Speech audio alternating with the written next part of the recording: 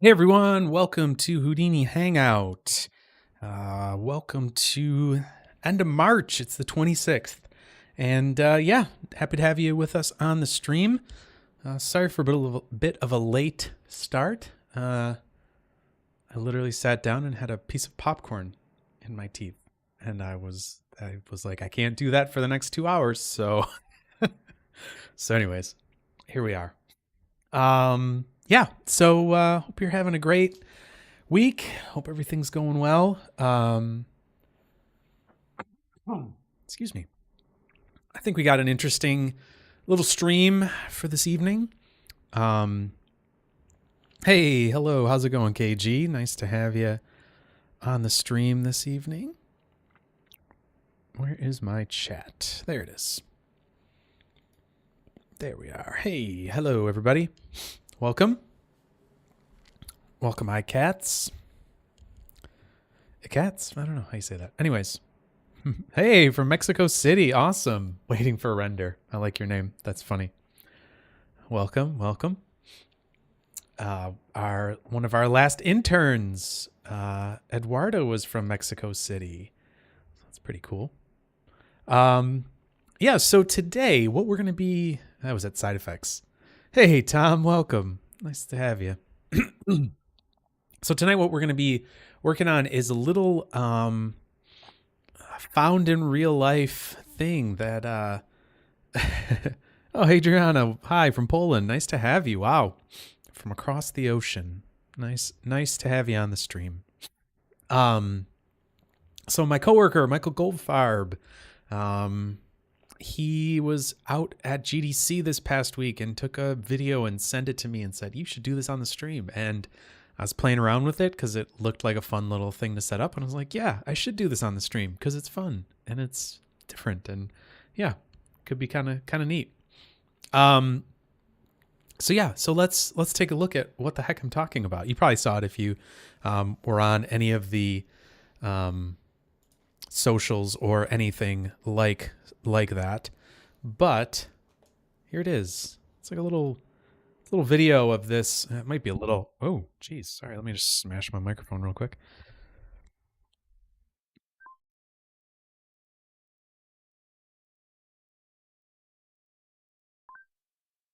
So it's this like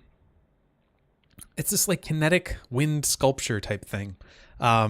And it's kind of funny because I actually made a whole version of this that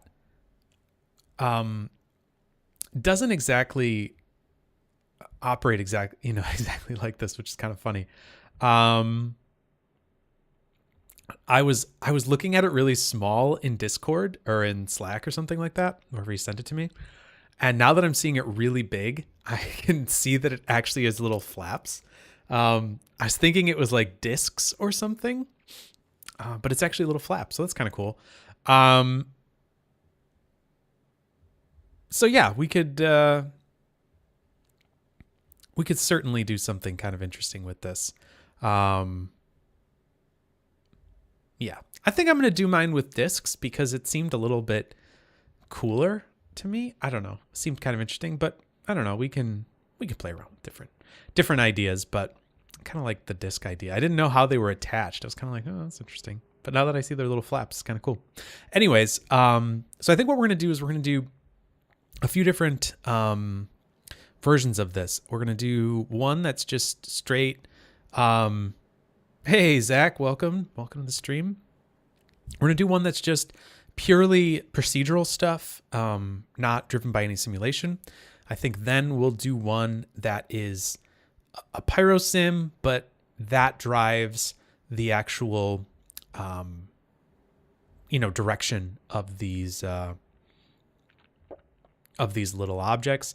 And then maybe I was originally thinking, oh, maybe like a Vellum simulation, but now that I'm thinking of it, it's actually an RBD sim, which is kind of interesting. I was kind of thinking, oh, maybe it'd be like a little Vellum thing or something with like hanging or like swinging stuff. I just was thinking it was like, I almost thought it was like sequins, like hung on a little like pivot. But now that I see it in its flaps, that's more of like a hinge constraint or something like that. Gosh, I'll have to think about how to even do that. Anyways, we'll do the other two versions first, actually get some stuff going, and then we'll see if we can't come up with something interesting from there. Yeah, Pyro Advection, I think. Yeah, it's sort of Pyro Advection. Sort of. Because Advection really kind of, in my mind, speaks of like moving, like transform, like positionally. Whereas what this is doing is just kind of swinging back and forth. So anyways, that's what I think we'll do. So, let me just, let's go back to this. I'll just pause that for a second. I need to open up my Houdini. I also think I need to set up something with, hello? My stream deck just crashed? That was weird.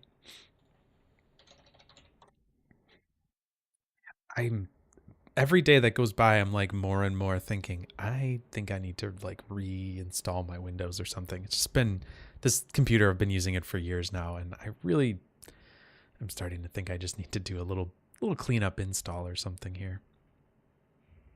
But we'll see.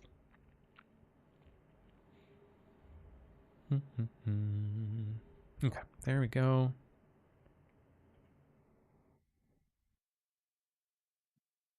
Is this thing doing? Stream Deck is being very slow. There we go. Turn off the feedback sounds. All right, great.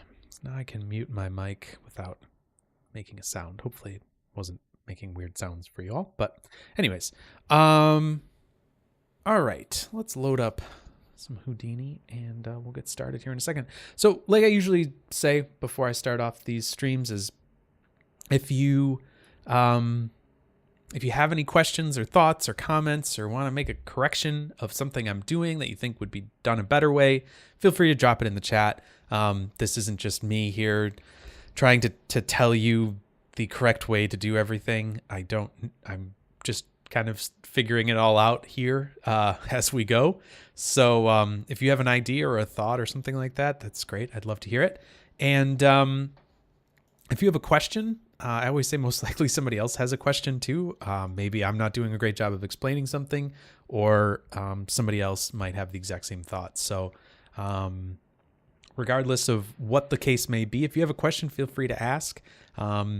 There are no stupid questions within the Houdini world here, so feel free to ask away.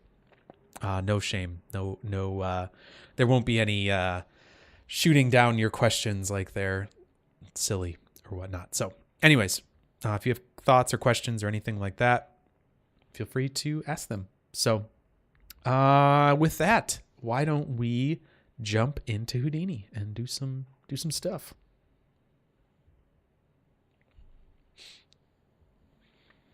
Okay, let's get started. So the first thing that I want to do is set up a little, basically set up our geometry, right? So let's do this. Let's start with the geo. If I can type geometry. All right. So let's say, oh, wow. That's awesome. Hello from Japan. Well, thanks for joining us from Japan. Gosh, it must be, what time is it? Is it like, it's gotta be early morning there. That's crazy. Well, thanks for joining. I'd love to come to Japan someday. My wife and I, we like watching this show, that these like guys go around and play. It's called Jet Lagged, and they go around and they play games at different countries. And they did it in Japan recently, and it just seemed like such a beautiful country. Seemed really interesting, so much diversity. Love to go to Japan someday. Also, I'm a huge train nerd, so I would love to go on all the Shinkansen, but there you go. So I am actually doing a train vacation this in May, so I'm very much looking forward to that. So anyways, so yeah, hello from Japan. Hope you get to enjoy the Shinkansen. Okay, so Geo. Actually, this isn't really going to be a Geo. It's going to be more of a sim. So let's say sim. We'll say procedural. setup. Why don't we just say it like that? All right. Because this one, we're just going to do totally procedurally. So let's set up a grid. This will be our...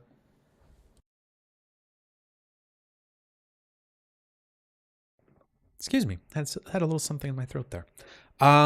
This is going to be our...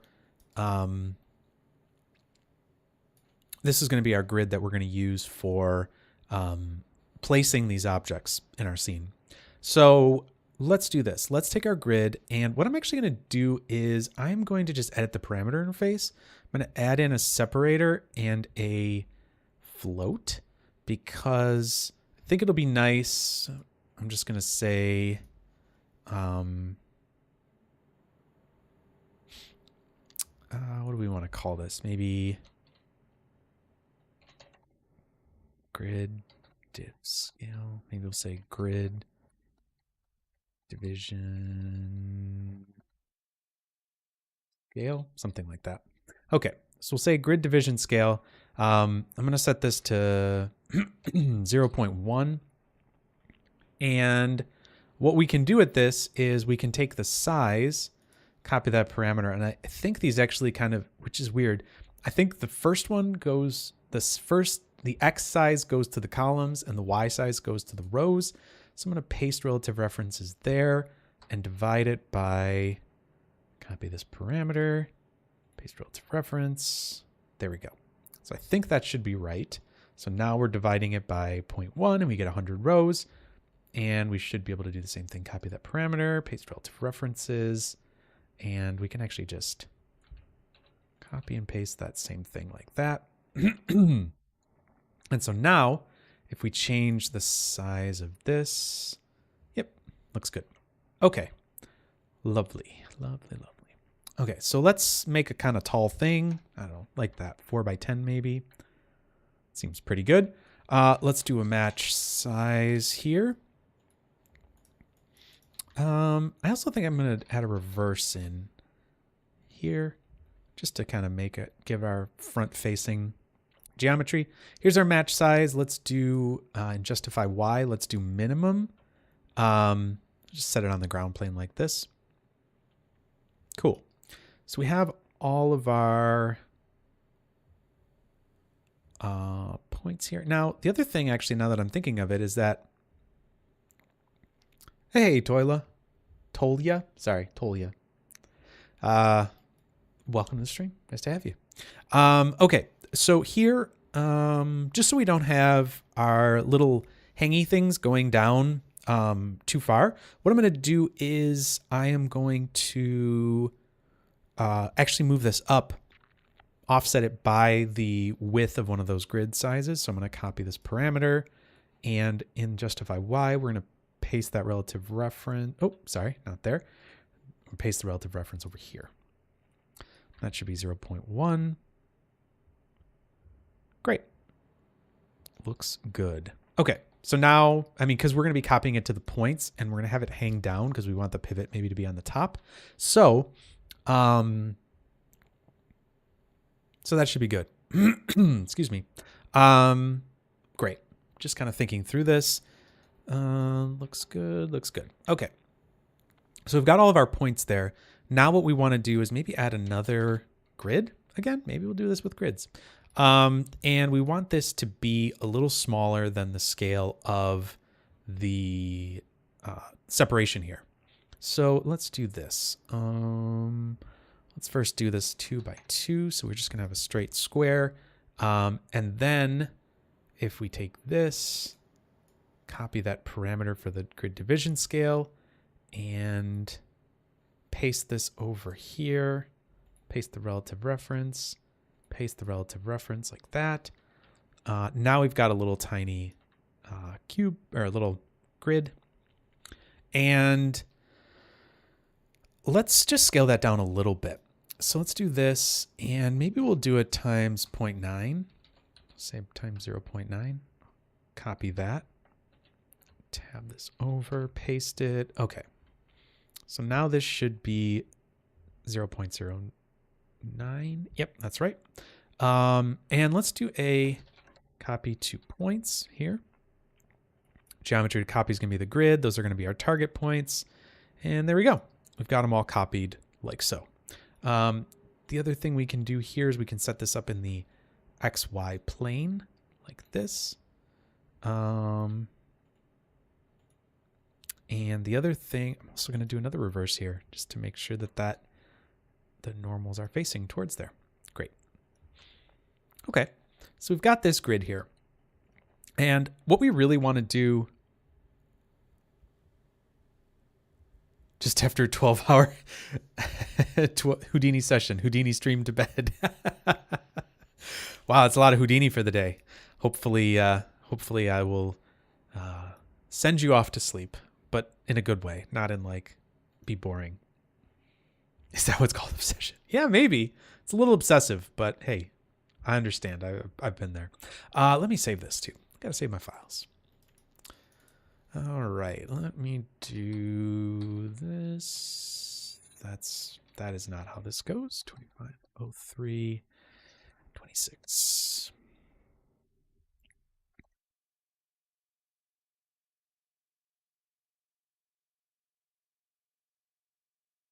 Okay, there we go.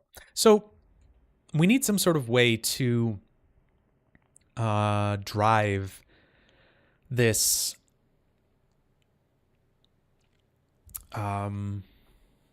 this orientation procedurally. So what I think I'm going to do is we can just have a randomized normal and allow that to drive the position of these cubes, right? So we could just do a, let's do an attribute adjust vector. And we'll place that in here. We'll use the normal attribute for this because that should work pretty well for this. The other thing actually I want to do is we won't just have this swing. What I'll do is I'll do a match size here, and we will have this set it to the maximum to the same like that. So it's kind of hanging down like so. So now the pivot point is going to be the origin. So if we copy it over here, that looks right now. Great. So it's going to pivot around that origin. So if we take, let me just move this over so we can see a little better here. So if we take this is going to be our normal, and let's do adjust with noise like so. And now we have a noisy normal there. And I believe if we come over here, we should see that these little panels are going to be sort of moving around. And that's cool. Obviously, we can make something that's not exactly, a real life representation of what this thing would be. So we can kind of make this do what we want. Maybe we'll just pretend that there's a pivot up at the top of that for ease of making this right now with the procedural thing. So let's do this. Let's come over here and let's turn on the animation, animate the noise, and let's see what this sort of looks like here. So we've got these things kind of moving around like so, and that's cool. So this is just a little animated noise, and it's really not feeling like it's truly moving through this. So we'll tweak this a little bit and see what we can get up to. Let's also look at these normal vectors and see exactly what's going on here. So I'm going to turn this. Oh, actually, sorry. I can just turn on this and we can look at the normal vectors in our viewport and see what they're doing. And what I'm noticing, first of all, is that they're not really they're only pointing in a positive direction, which is not what we want. We're going to do zero centered. And now that way we'll be able to have these point in really any direction possible. So this is going to make sure, now it's obviously completely going crazy with our normals here. What we could also do is we could do extract all points if you wanted to get rid of this geometry so that we're not having to like look at the weird normals on those geometries. We can just do this, right? And see it kind of flowing around like this. So the other thing to keep in mind here is that if we look at these geometries, if we look at, let's do it like this maybe, we can see that the geometry is facing in the direction, the Z direction in our geometry, like in our source geometry, is the same as the normal direction on our points. So here, if we look at our geometry that we're inputting, the Z direction is forward towards us here. And so that is going to be the direction that these are pointing in here, like this. Whoa, that was weird. The other thing I'm going to do here too is just make sure the vectors are unit length. Doesn't really matter, it just is cleaner to do it that way. The other thing we could do is just update direction here. Actually, no, that won't. Noise. I guess not. Anyways, we can do direction and length. That's fine. Cool. All right, so there's those normals like so. The other thing I'm going to do is just slightly go to the fractal, maybe turn the roughness down a little bit on this because it is kind of whipping around a little bit extremely. So let's do that. And let's do some offset here as well. Let's do it in the X, Y, and Z, and maybe we'll just have it. We'll just maybe animate it. $F. Or no, let's do $T for time. It's going to be a little slower. Like so. Cool. Let's maybe just do that times 0.5. Slow it down just a little bit. Cool. And then we'll do this. $T times 0.25 maybe. Just a little. Yeah, just a little something like that. So it looks like it's sort of moving through this in some sort of direction, like maybe the wind's moving up. Something like that. Okay, so we've got those set up like that, and we've got these. Let me turn off the normals again here. Let's see what this looks like.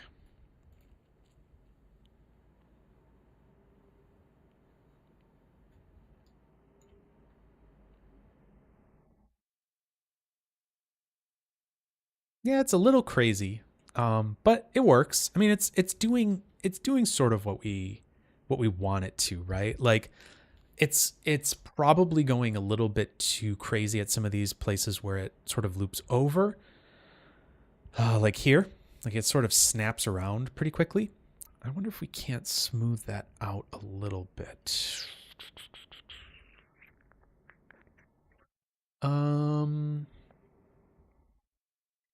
Let's see here. Do an attribute blur.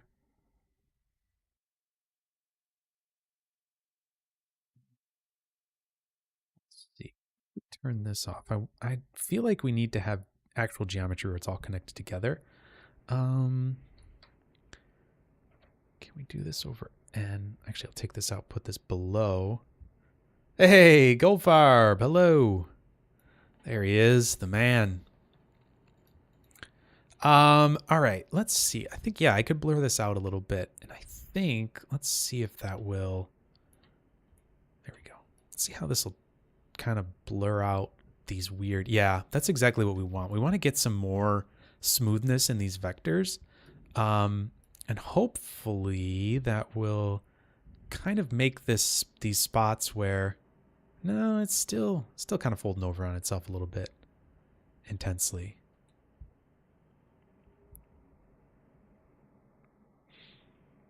Let's see. Maybe a different noise type is what would be useful. Let me just look here.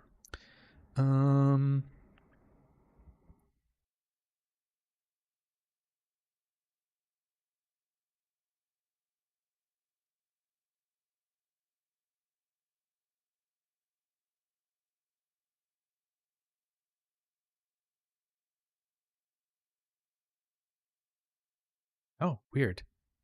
Sparse convolution apparently does not do that.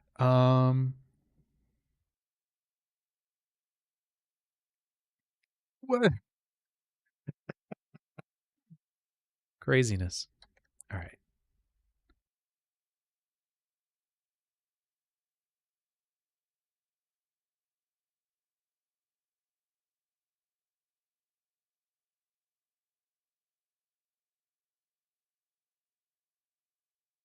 Yeah, yeah, exactly.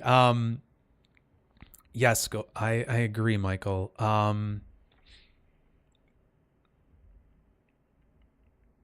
Yes. So, how could we do that? Let's think about this here. Let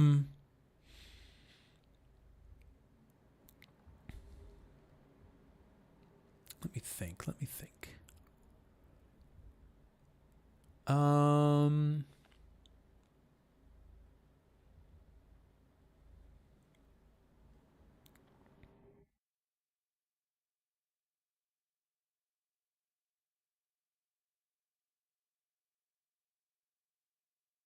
I kind of think what we could do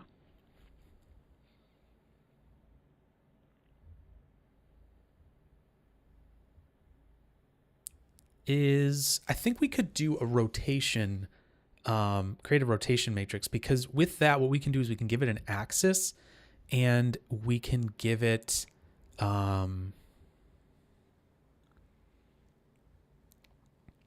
we can give it a,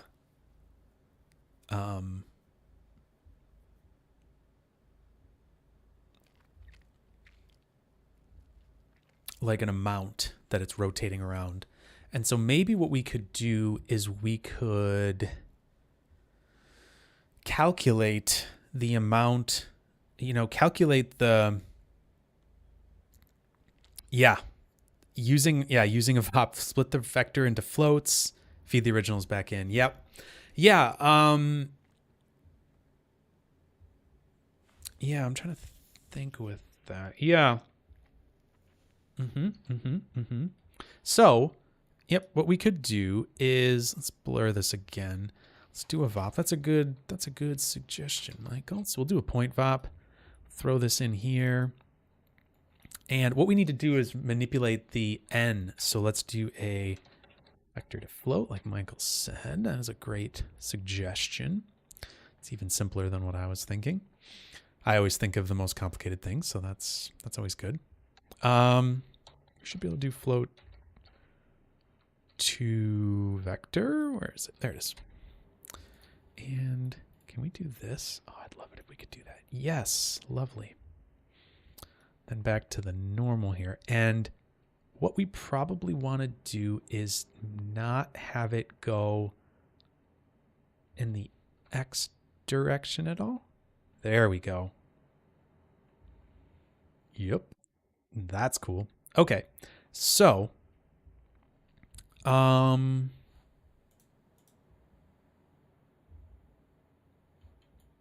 that's cool. Way less crazy. So what we're doing there, just for clarity, actually, no, I'm going to normalize this again, just to make sure that we're looking at normalized vectors here for our N. So we're taking our vector to float, we're splitting it up into 3 floats, and we're basically just not connecting the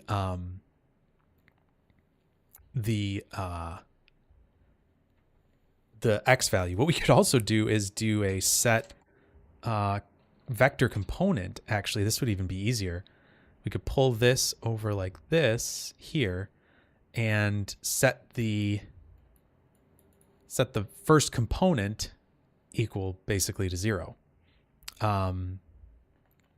Just set a constant there, and that's going to be 0. Now, if we change this is going to change its vector component, but now if it's 0, we're great.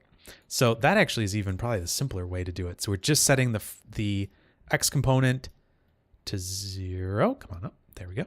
And normalizing it just to make sure that those vectors are still in a good direction. If we look at this here and extract this again. Extract points. Did I do the right one? Yeah. just might make it a little easier to look at. We can see now that we have that vector has no X component, right? So it's all being done in the Y and Z axis.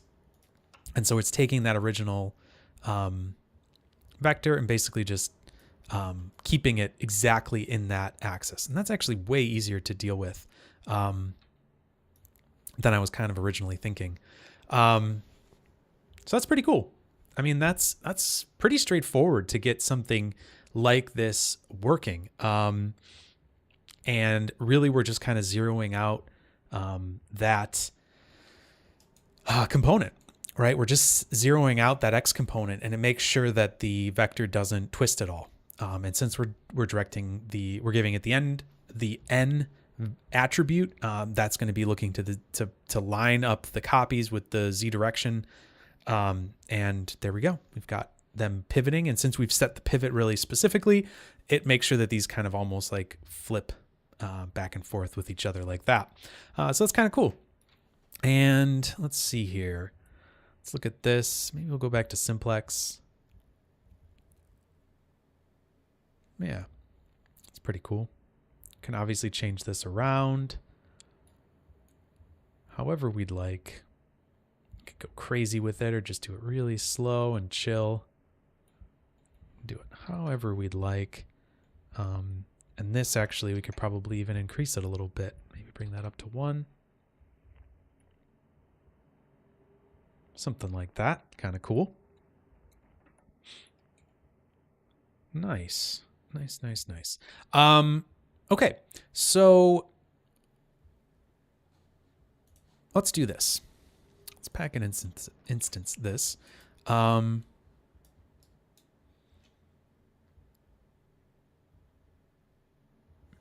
me think about how we might want to do this.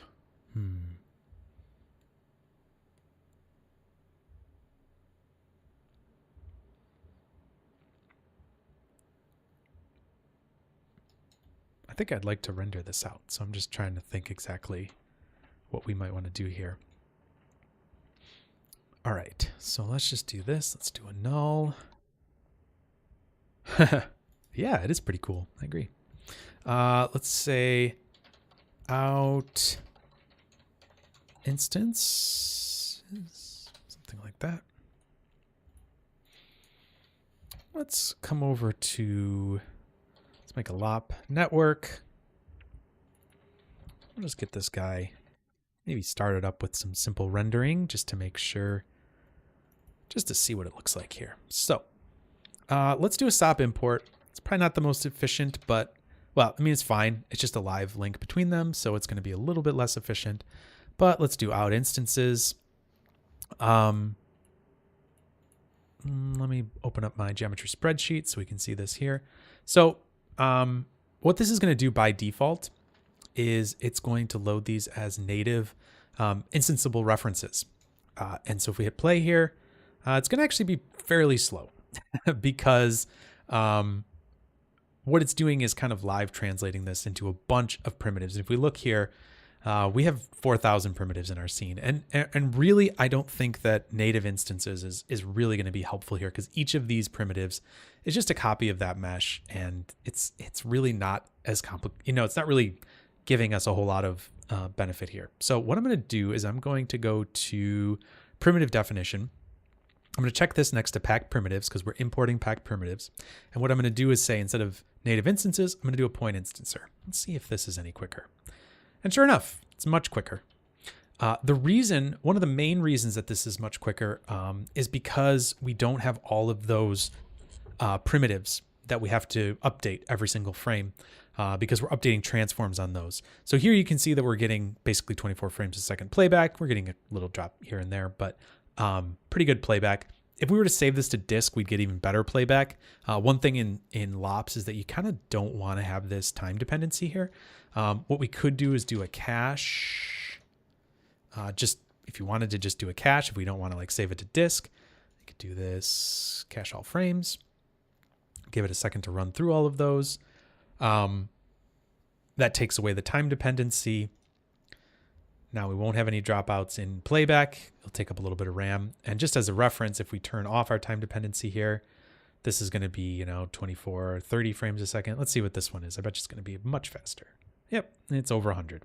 So, yeah, much faster. If we were saving this out to disk or had some, this is why you want to save, USD stuff out to disk. It's a little bit nicer. So anyways, we'll do that. Let's just do a quick surface material. We'll do an assign material as well here. This quick surface, we will just do a specular with like super low roughness. Maybe we'll do like 0.05. Assign the material here. So we'll just say, call this mirror. In the assign material, we can just apply it to the, we can apply it wherever. It's interesting. Why is that called object 0? That's weird. Why is it called that? Let's see. We'll call this mirror flaps. I don't know. Something like that. Let's go down to the bottom here. Oh, it's got to cache it again. Give it a second. There we go. Let's just set those. We'll do mirrored flaps in the primitive that we're assigning it to. Well, the material path is this mirror here.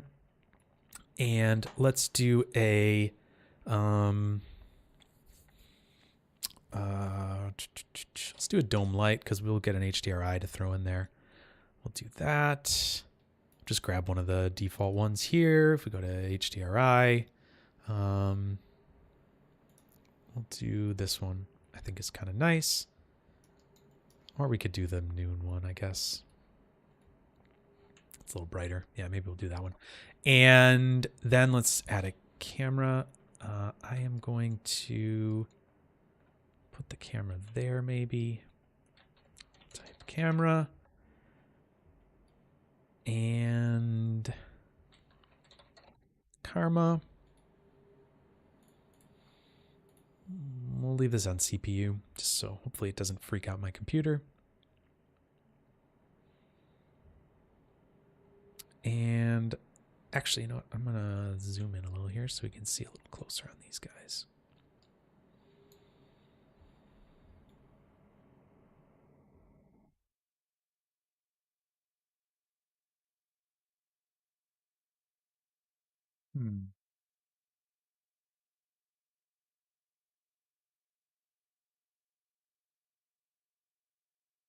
Let me just see if...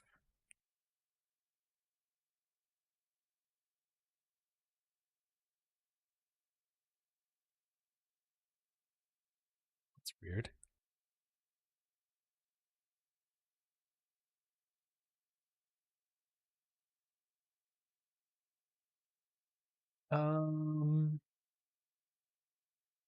Hmm.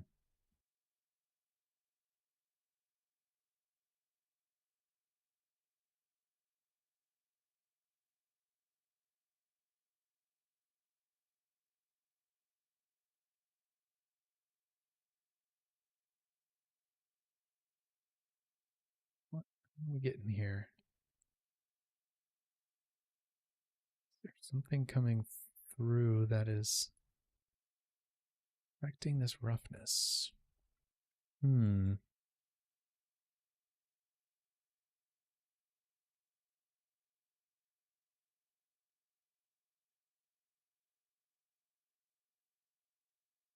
Interesting.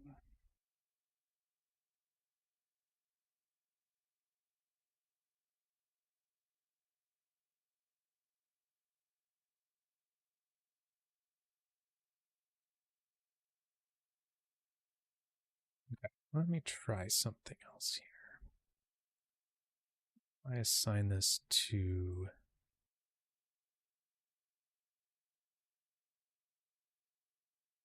Just saw this come up. Hi, Zach. How's it going?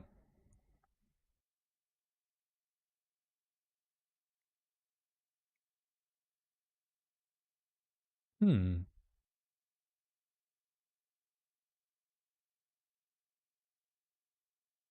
Interesting. Why is that?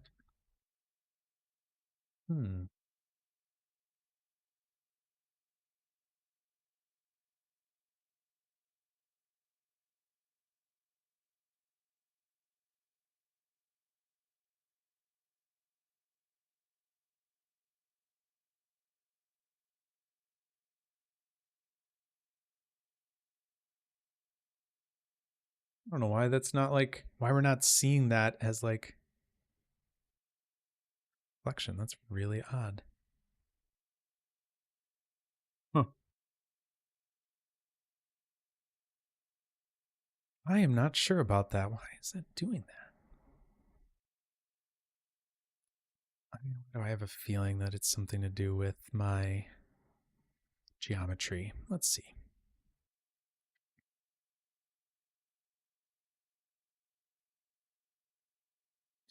Normals to it. Is that the problem? Yeah, roughness on the material. That's what I was thinking it was too, but don't have any roughness on it.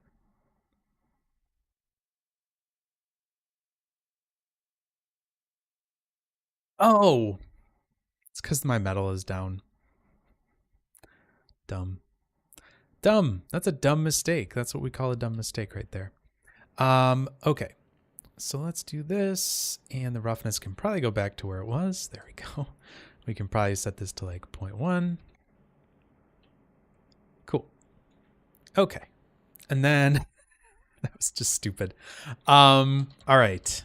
Shows how good at rendering I am. Let's just do a SOP create in here. Just make like a wall of some type here.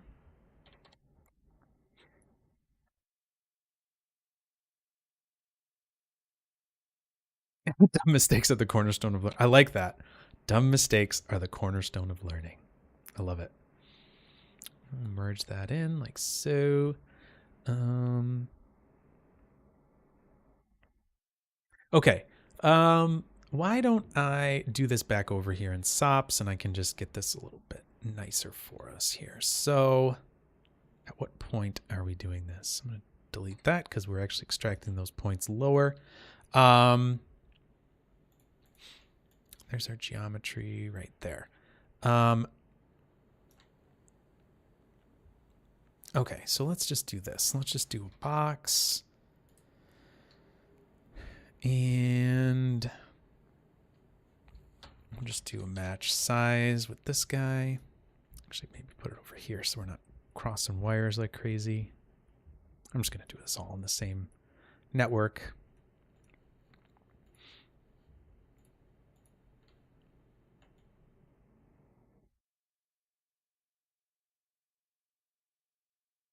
Oh, actually, what I could just do is do a poly extrude instead. Oops, that would be probably just fine. Extrude it like so.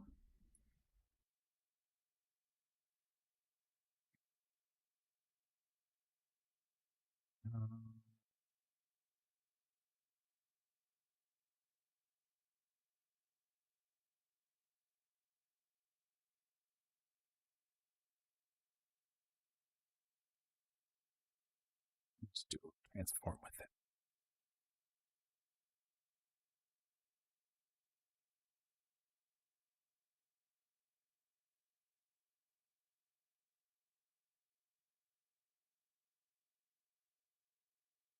Maybe just scale it up a little bit.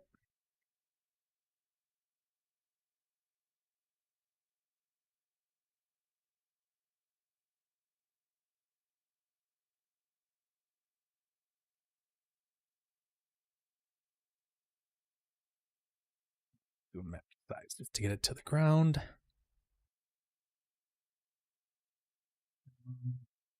And we won't center the other two.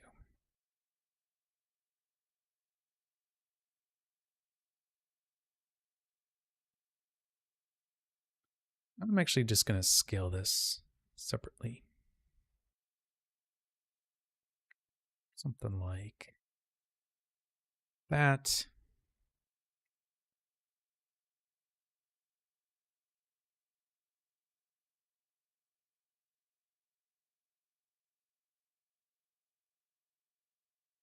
Say out wall. Like so. Okay, cool. Let's go back over to Solaris here real quick. We'll do another SOP import.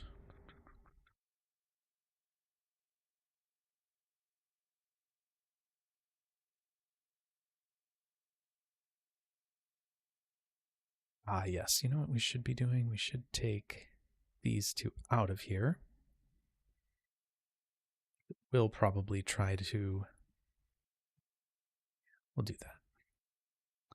We'll try to recache, I believe, whenever if I change this one at all. So let's grab that SOP. Say out wall.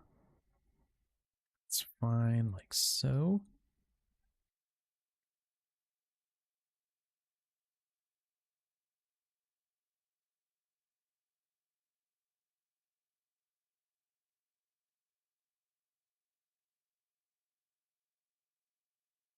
It's pretty trippy.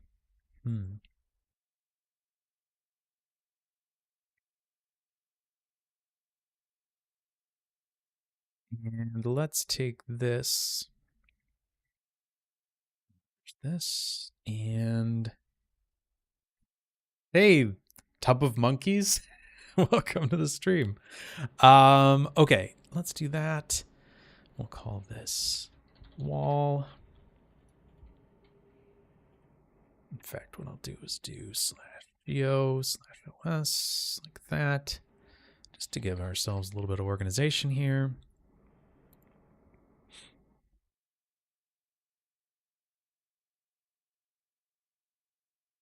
Okay, let's give ourselves a...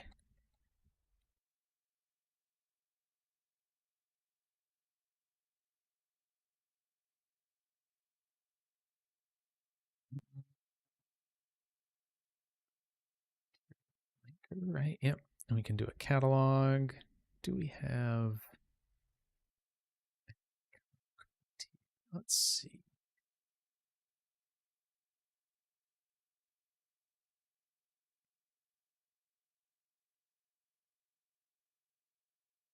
Concrete. That looks good.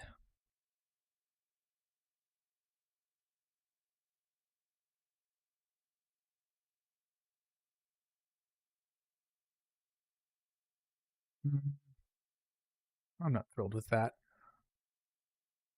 What's this map? Oh, it's got the wrong... Because I put it into a new spot here, we can just do this. Mirrored flaps, like so. There we go. Now it shouldn't be bad. All right, I'm not thrilled with that. So let's do this. Let's go in here. We're going to do this. And we're going to grab... Yep, let's add a Material X folder here. And we're going to grab one of these and see if we can't find. Why do I feel like there is a... There it is. I knew there's like a search field or something in there. Let's just do this. Concrete. Let's make those a little bigger.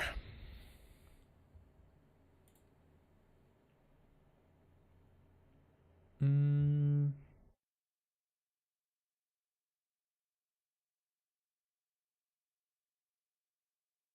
of interesting. That's a big icon. Let's see. Ah, you know what? I need to give this a UV. That's what I need, because right now it doesn't have UVs. So let's do that real quick. I'm just going to auto UV it real quick.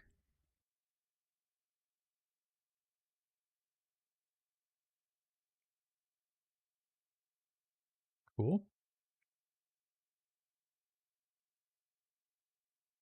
Yeah, it's too busy. That's too busy. Grab the plain concrete, see if that's any better. Yeah, that looks fine. Cool. Okay, so we've got...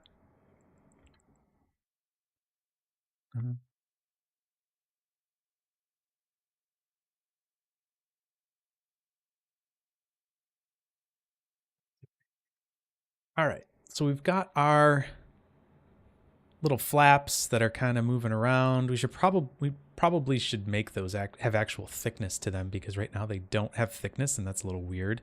So let's do that too. Let's go back up, and we can go here. Let's take a look at these little guys, and let's do. Actually, you know what? I think we can just do the labs thicken. Should be enough. We'll say both directions, and we'll give it like a really small thicken value.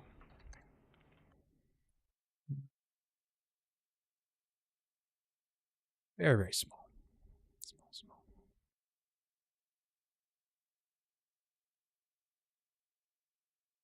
Something like that is probably good.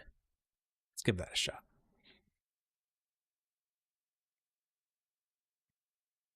Let's go back over to Solaris here.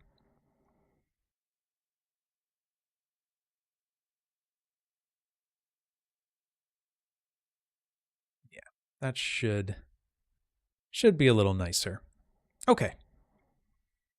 Cool. I mean, what we could also, there's a million things you could do. You could build walls for it and make frames and all that kind of stuff. I'm not going to go into all of that here. But it's working. So that's kind of cool. We've got this procedural type thing going on. Looking nice. All right. So let's just make sure that's saving so far. Okay. I'm going to go back to Vulkan. There we go. All right. So we have this procedural setup. Oh, you know what I should do too? Actually, no, I was just thinking. One more thing. I'm going to do a grid for the ground just to make sure. Go back to Vulkan. Make that a little bigger.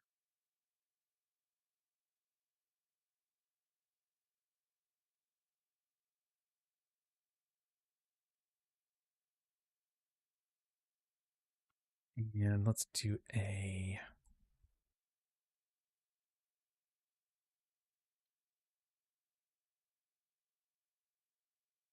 I'm going to do this with a /geo. Call this ground. And where is this live? This is right there. Let's just do a material linker here to the ground. We'll grab some road asphalt, drop that in.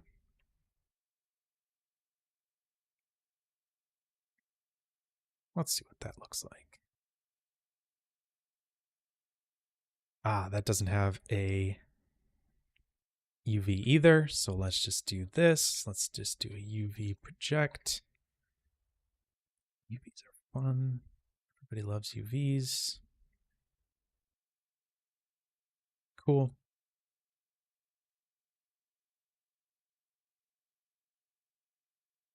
Nice.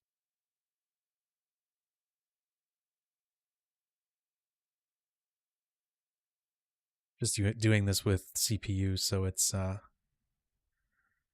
not the fastest thing in the world, but great. We've got something going on there. Not too bad.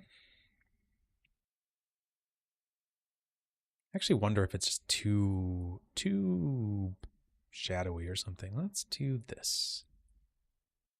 And let's set it to 0. I don't know.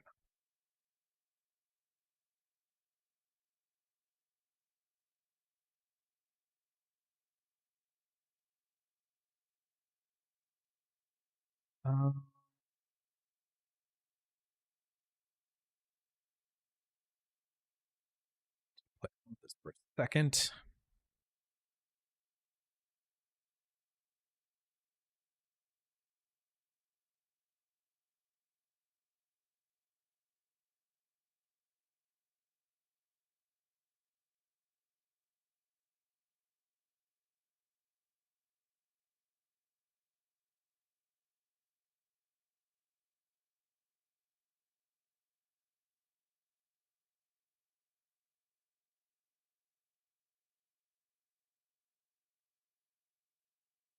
All right.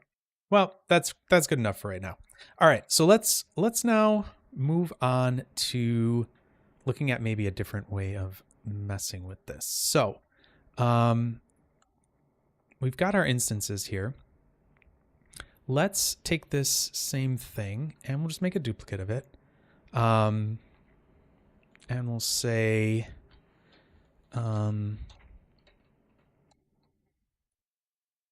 Pyro Vel. Let's do this. I'm going to take this out of here because we don't need to have that again. So we've got our simulation here, or our kind of procedural setup. And really the key here is going to be that we can do almost the exact same thing, but have it driven by a simulation by just bringing the velocity over from that sim, right? And that should be fairly easy to do. So let's do this. Let's take this geometry and let's just do a let's do a Pyro configure, and we'll just do the billowy smoke one. It'll be easy enough to do. And so we've got this billowy smoke sim here. And what I'm going to do is I'm actually going to turn off this attribute adjust vector. I'm just going to get rid of this actually. Let's take a look at what this does to us here. This should basically put us back to normal. Oh, I'm going to hide the other objects. Okay. So we just have our grid sort of the way we started with it.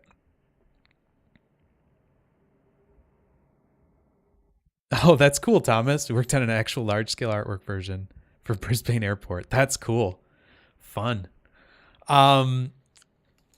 Actually, when I was in the Los Angeles airport a couple years ago, I saw like a really large scale like particle simulation like video that was on the wall, and my wife and I were sitting there and I was watching it and I was like, I guarantee that that is a Houdini simulation. I don't know why. It just feels exactly like something you'd make in. Oh, cool. Cool. Yeah. Hopefully links are allowed. It might kick you. I don't know. I've tried to figure that out. I don't know why it does that. Sorry, 40-year-old. I don't know all the ins and outs of the internet apparently anymore. That's cool. I'll have to take a look at that. Yeah. Yeah. You could do it with Ripple Solver as well. That's true. Yeah. You could, I mean, there's a million different ways you could drive this. There's so many different ways. So yeah, we were sitting there and we looked up this video, and sure enough, it was like, I can't think of his name. It was like Rezik Anadol or something like that. I can't think of his name, but he's like an artist, and sure enough, he talked about using Houdini and stuff, and I was like, yep, called it. I knew that was Houdini. I don't know why. It could have been any number of softwares that did particle, but it just felt like Houdini. I figured it was that. So yeah, it's cool to do like artwork with Houdini. It's pretty neat.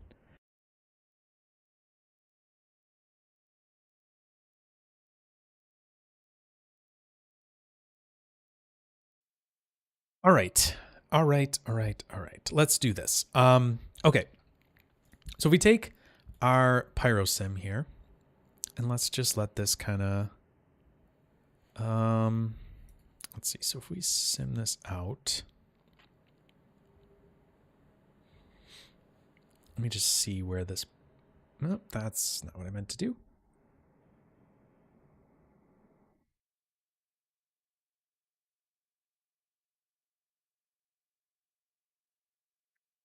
Oh, cool. That's an actual physical one. That's cool.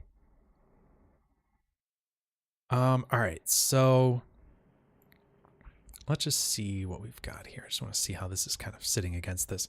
Okay. What I'm going to do is just kind of control this a little bit, go into here. Let's just up the resolution size of that. I can adjust the wind here. The wind direction is going in the X.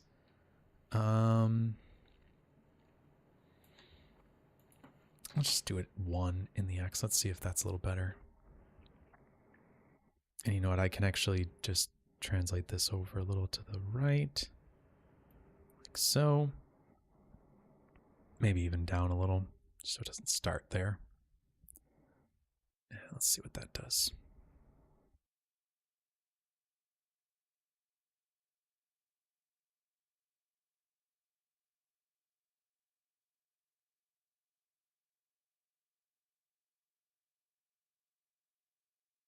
Yeah, cool. That looks like that's going to work.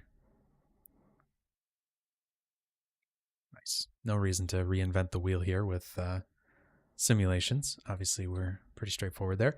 Okay, so we've got this whole Pyro source thing. What I'm going to do here at the end of this, because we actually have these are standard Houdini volumes coming out. They're not VDBs. Yep. So what I'm going to do is I'm just going to do a Pyro post process here. Could do this on the sim as well, but I'm just going to convert it to VDB like so. And then we can do a blast here, and we can take just the velocity. We'll delete the non-selected. So now we have the velocity. I could do this as well. So we have our full simulation that we can see there. Then we just blast out the velocity. I'm not really doing anything special here, right? It's all pretty straightforward. Okay, so let's do something really similar. So let's do a point. Let's do a point VOP. I think that's one of the easier ways to like do the. Well, I mean, you can do a volume lookup in Vex as well. I just think it's a little easier to kind of like process it this way. I'm just going to move this over. Oh, I didn't turn on my little thing here. Sorry. Not that it really matters that much. I'm sure you can figure out what I'm doing, but okay. So in our point VOP here, what we want to do is we want to look up, turn that off. We want to look up the velocity vector from this, right? I think that's the easiest way to kind of go about this. So we can just source that velocity vector. So if we do a vector volume sample vector. So if we did volume vector like that, you get volume sample vec. So let's look at the second input here. It doesn't really matter. We only have one primitive coming in, and the sample position we want to grab is the current point position. So we'll use that current point position to sample our volume. This is going to give us our velocity value, and we should be able to wire that right into the N. Now, in order to do the same thing we did before, we can also do that set component thing for the vector component, like Michael had mentioned. And if we set, it looks like Twitch at a 5-minute timeout. Yep. Oh, sorry about that. Yeah, I know. I don't know what that is. Yeah, I don't think YouTube likes it either. I looked and I've never seen a spot where I can like give permission for that. So I don't know. Maybe I just don't know where to look. Okay. So, actually this one is doing that. Sorry. Didn't even need to do it in here. Well, whatever. I did it there. So that's cool. All right. So let's take a look at this. Let's turn on the normals. I was just in Discord with you. Oh, cool. Must have been in the presentation I was doing. Cool. Yeah. Oh my gosh, dude, it's late for you. You were saying it was late already. You're crazy. Okay. So let's take a look at this here. Yes.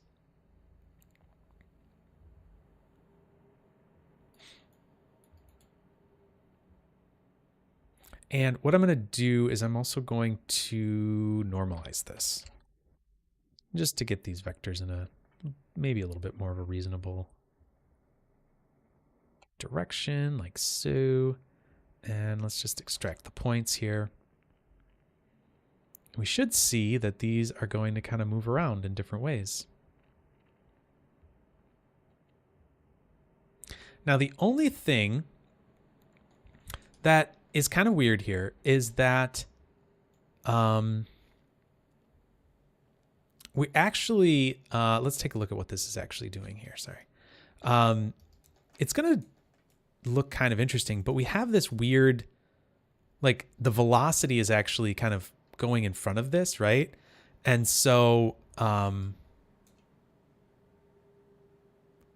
so we've got this sort of weird, like, I don't even know what the word for it would be. It's almost like a, it's like activating those voxels ahead of time, right? I think I'm going to change this down to 120 just so that it doesn't take so long to get there. Let's minimize this. We can just kind of take a look at this.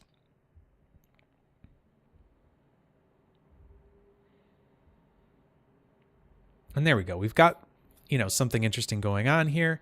The other thing we could do is we could adjust this grid a little bit. Maybe we'll set it to be 5 by 10, 6 by 10. I don't know. Give it a little more space. Doesn't really matter. It's going to be relatively the same. And we can now get it to kind of look like so. And this is obviously going to look a lot more, I think, interesting. It's a bit, it's a more dynamic look, right? And this is going to feel very similar to what was happening before. However, we don't want it to just randomly be like, we don't want it to be doing that where it's like popping in. We want to give it, we kind of want to filter this based on how much velocity is getting actually sourced in here, because the direction could be given by a velocity that's like 10, or it could be given, it would give the same vector based on if it's a velocity of 10 or a velocity of 0.001. It doesn't really matter. So I think a better way to do this is to kind of filter it out by its velocity. So what we could do is we could come in here, we could take this volume sample file before we normalize it, actually, and we could do a length calculation on it here. And what this is going to do, let's look at this here. This is going to be a speed, right? So if we do the length of a vector, that is a velocity vector, that's going to give us the speed. So we could do this. We could set a bind export for this. Oops. Call this speed if we wanted to, just to see it. And there we go. There's our speeds. So we have speeds that are ranging between 14, looks like. Let's just let this go a little further. 11, what is it like at 120 here? So between 12 and 0.1. So let's take a look at this. Let's kind of mess around with this and see if we can't make this a little bit better. So what we can do is we can take this this length and use that to drive some other values, right? Because we have this this vector that's pointing in a certain direction, we could manipulate that and do some stuff with it, right? So what we could do, let's see. Is there a linear? No, it's spherical linear interpolation. We could just do a mix here and do this with a 3D vector. And let's see, what is the normal is just, sorry, let me think about this.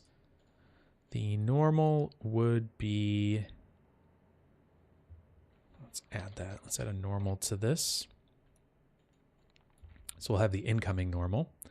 Add this as a point attribute, and there we go. Got normals pointing in that direction.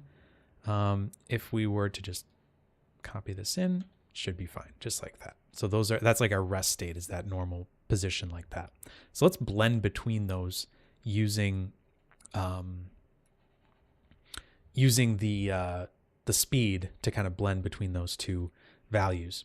So we have our normal value coming in here. So let's do this. We're going to take our mix. Let's wire this in here to the bias. And if it's a high value, we're going to want it to pick this here. And then we'll take this over here. This is actually going to set the vector component like so. There we go. And then we'll also take the normal. I'm just going to make a couple dots here. And we'll put that into the top like so. And we need to do a fit on this length, right? Because right now, it's just clamping it on 0 and 1. And you can see it's actually already starting to sort of do what we want it to, but not exactly. It's kind of doing some funky stuff. So it's still kind of doing that snappy thing. So let's do our fit range. And so we can see that those speeds go up to, I think I said 12 was kind of like the highest value. So let's do this. Let's say the source maximum for speed is going to be, we don't need to go that high. Maybe we'll do 5. And then, so anything above 5 will be kind of fully displaced. And then we'll do maybe 0.5 or something like that. And then the blend is going to be between 0 and 1. So if this value is less than 0.5, it's just going to be sitting facing forward. And if it's higher than that, it's going to, higher than 5, it's going to go up to 1, and it'll be fully displaced in whatever direction that vector is pointing. So now what this should do is give us like maybe a nice little fall off here between these. So let's take a look at this and see what this looks like. Yep. There we go. Getting some nice little looks there with this thing kind of flowing along it.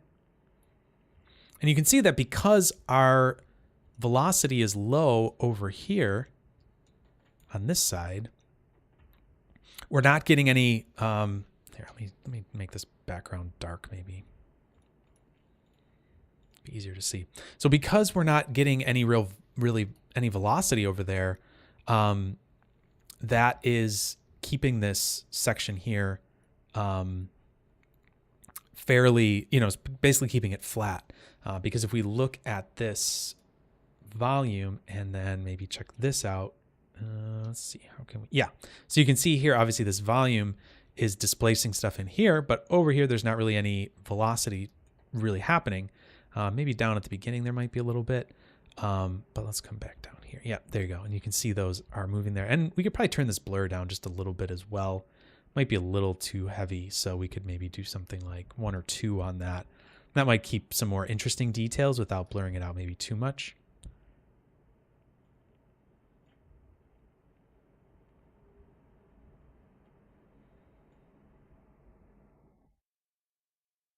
There we go. Now we're getting something that's a little bit more dynamic and interesting, I think. And yeah, it's a little bit, I don't know, a little bit more interesting to kind of see how it, how exactly it's working here. So yeah, kind of cool. All right, let's bring that over into Solaris and see what that looks like when we render that out. Let's come over here, and what I'm gonna do is put a, I think I'm gonna put a switch up here.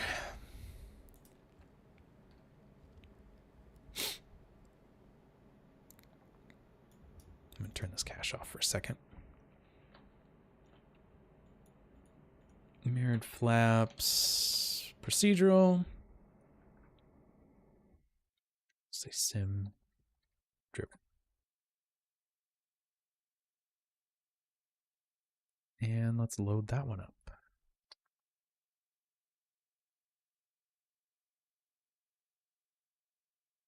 Yeah, this one's going to be a little bit different. It's not going to be animating at the very beginning. Let's see what this looks like.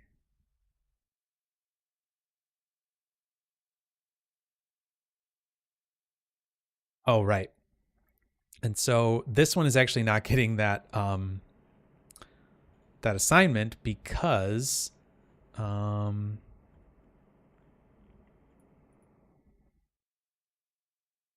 we don't have, this is just mirrored flaps. So I'm just going to do this. I'm going to add another one in here.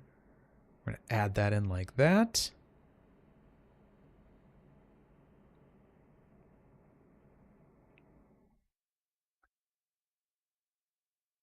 Yeah, hold on a sec. I'm just going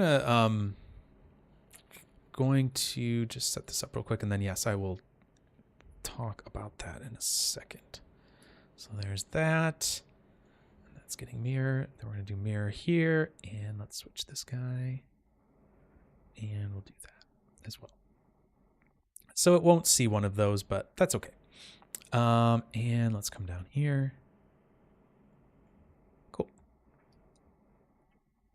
So, Zach, you were saying, could you pre-activate the voxels in some way before the pyrosim rises to the top to avoid the popping in of the velocities? Yeah, I think you could. I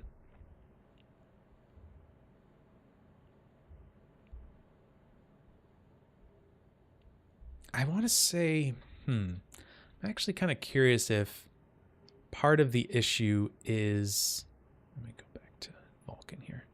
I wonder if part of the issue is that I did change it over to a VDB. Let me see here.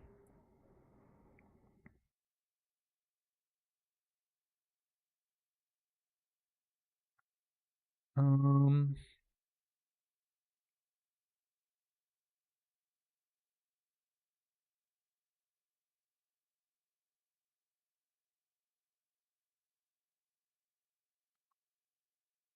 let's see.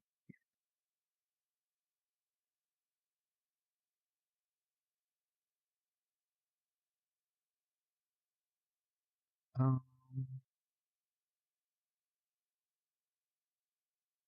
Let me just see if I just wired this straight in here again.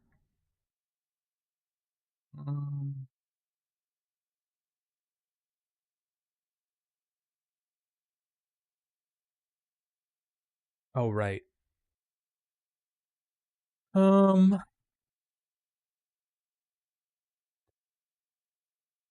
Let's see.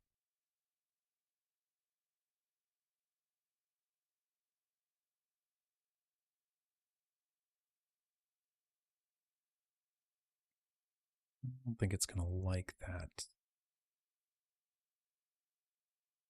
I think I would have to do 3. Yeah, I think it's actually to do with the fact that it's a VDB, honestly, because VDBs are sparse and so they're not like fully activated, and so I think that's part. I'm just gonna undo this back to the point where I was here. There. Okay. Yeah. So because a VDB is sparse, it's like slowly like activating its voxels as it goes ahead. I don't think you would see that as much with kind of the dense voxel, although that's a sparse solver anyway, so it's kind of constantly expanding the dimensions of its solver. Let me see if we can see that. Here, yeah, I bet you will see that. Yeah, so you could start with like a larger volume that's like pre activated, but it's kind of just a lot of extra data. Doesn't really seem that beneficial, I guess. Um, but it certainly would work, I think. Yeah, exactly, Thomas. Yeah, it would be more expensive, and I don't think you would really do anything different. I think it just is making it so you wouldn't have to do that VOP, and I think the VOP is fairly easy to. Yeah, Thomas, that's another interesting idea. Yeah, you could do um, do just like a pop wind or something like that, and then layer the volume advection on top of that. 100%. Yep, you could. There's so many different ways you could drive this for sure. I'm kind of just going for the simplest version here, just to kind of get something to work, and then yeah, feel free to take it and play around with it from there. But yeah, certainly, there's like a million different ways that you could go about doing this for sure. Um,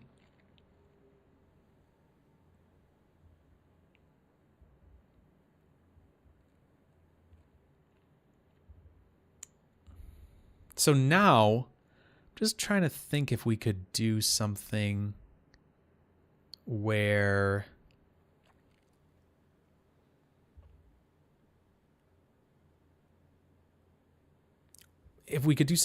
we would drive a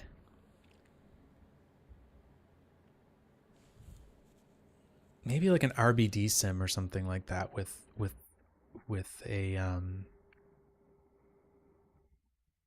with this type of thing. I haven't really thought too heavily through this, so yeah, it's going to be a little bit of a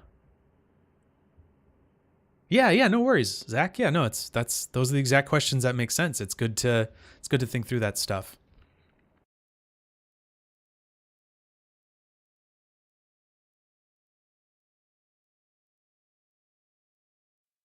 All right. Now, I've done something sort of like this before. I actually made one of those split flap boards, basically, that like, that you would use in the in like old train stations and stuff like that, or like airports. I did one of those a long time ago now, and I'm trying to think back to how I did it exactly. I think I would use twist constraints, cone twist constraints. And I think what I could do is, all right, let's try it. I don't know. Who knows if this is going to work or not. I'm a little unsure here. So let's do another one of these. Actually, yeah, that's fine. And I am going to just remove the Pyro sim from this since we have one in the other network. Oh, cool. That's cool. Great. Thank you. So let's just do a null here, actually, and just say simvel, and I can pull that one over. And then that way we're not redoing simulations multiple times. We just have one of them that exists. Here's our billowy smoke. We'll just let that sim out.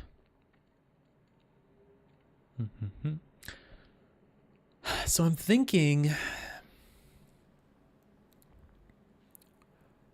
rigid bodies are just basically packed geometry anyways. And so what I'm thinking that we could do is have the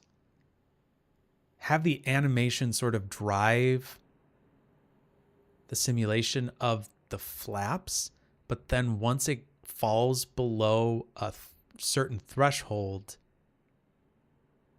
it'll just maybe just let go of it or something.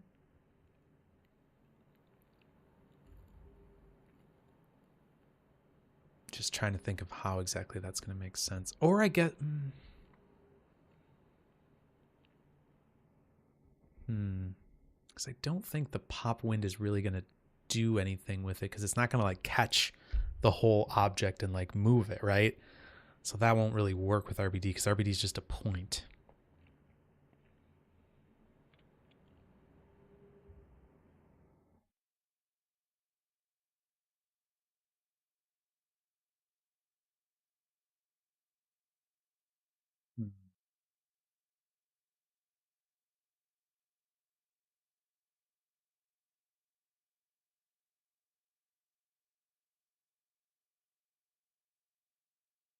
Could think of how to do it with vellum pretty easily if it was just like it was like a soft thing sitting there, right? Like that would be easy enough because there's multiple points and they would all kind of flip up and do their thing. All right. Anyways, let's just try this. See where we can get with it. I don't know. Maybe I'll start it. We'll see where we get, and see if anybody else wants to, take a crack at it after I inevitably fail. I don't know. Okay. So we have all of our instances here.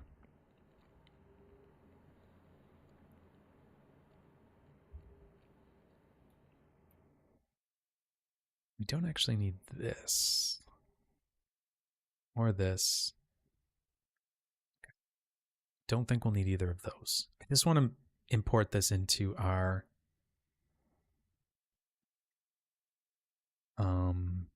into like an RBD sim of some type.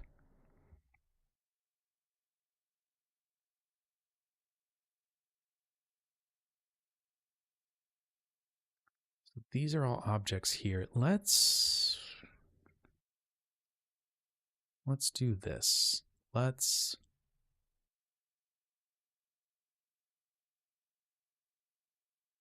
change the normals on these. Do a point wrangle to make a simple normal here. Via n, a little bigger for you. We'll point it up. So 0, 1, 0. I think that should do it. Yep, they're all facing up. The reason I want to do this is because I want to try to give these all like a twist constraint and have them fall down and swing, right? So that's my hope. No clue if we'll get there, but we'll give it a shot. So here's our out instances. We've got 6,000 peg geos.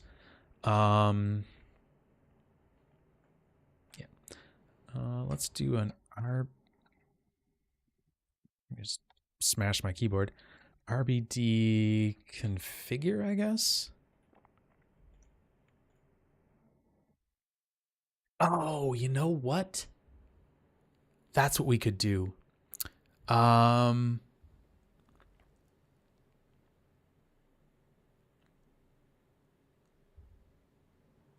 We could set it, turn the animated value on and off depending on how high the velocity is. Yes, I think we could do that. Yes, I think we could do that.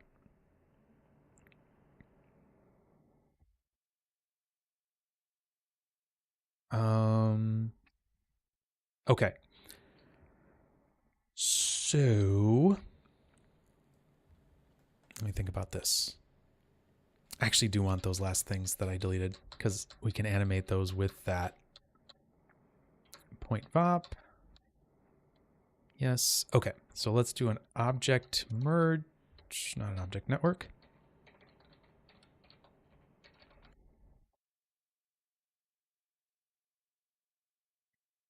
Okay.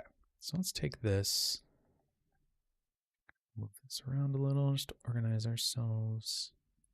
Okay. So let's get volume sim.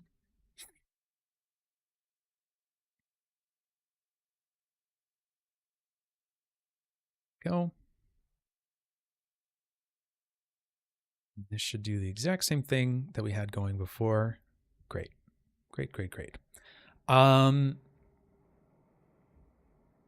But now what we should be able to do is adjust that. Okay, so let's do a configure, RBD configure. And what I'm going to do is I'm actually going to open up the help section here because I just want to double check exactly what those attributes are doing. Let's see if this has any information on it. Hopefully it'll have something.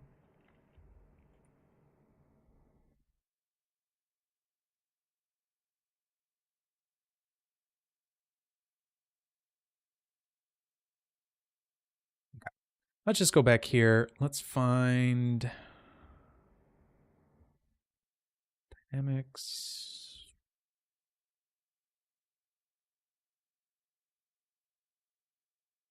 RBD. What we got here?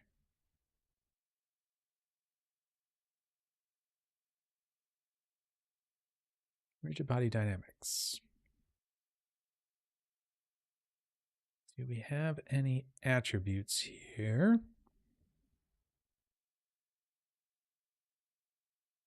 I was really hoping there'd be some attributes that we could reference.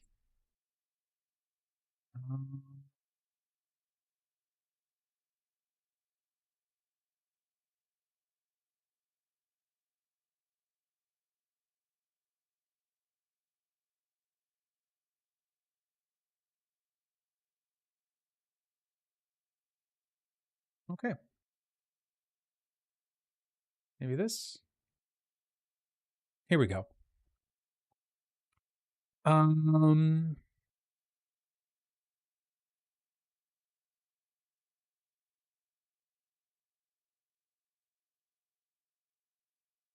Interesting. So the active parameter that controls whether the object uses simulated position rotation active is 1, or the key framed position. I wonder if this is the old RBD or the new one. There's a really great article, by the way, that Henry/Toadstorm put out. Check out his blog, maybe. I should post it in our channel or in the Discord somewhere. But oh, by the way, if you want to join the Discord server, HoudiniHangout.com has a Discord invite on it. You can go there. You can jump in the Discord server, and we can all chat away. So maybe I'll post it in there later. I want to say,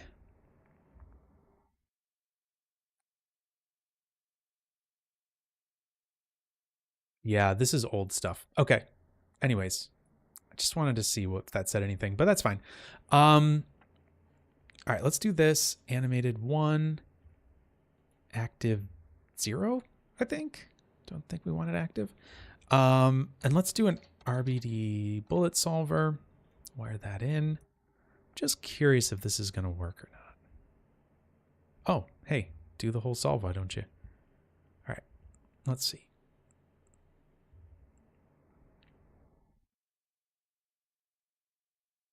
Okay. That is working, so that's cool.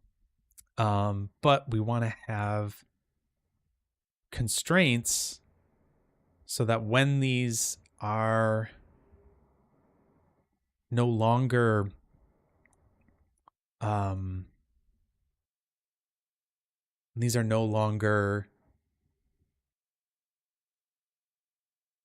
going above a certain value or whatever, and they become like rigid body things again, we want them to swing and have a place. We don't want them to fall to the ground, because let's see, if we turn this to that, these, and turned on the collision ground type ground plane, they should all fall down now.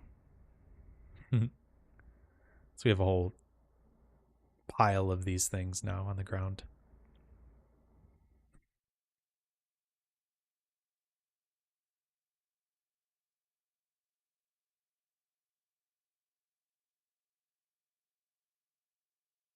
There they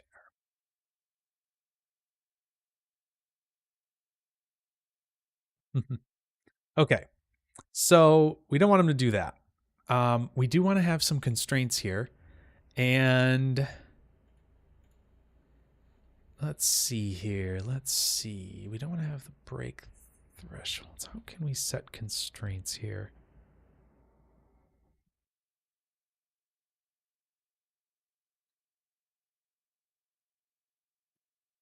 Hmm.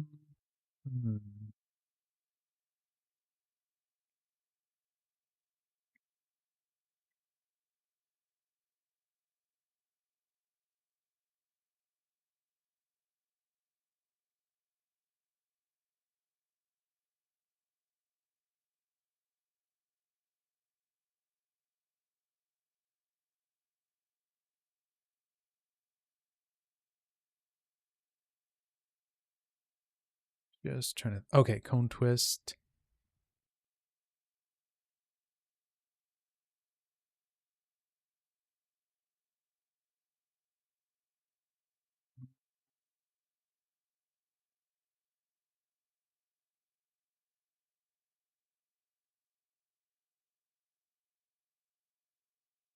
Yes, I do want to actually make cone twist constraints.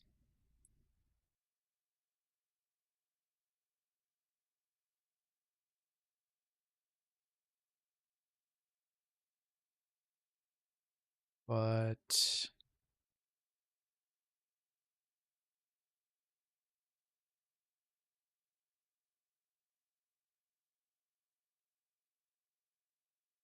does that? Where do we add that in here?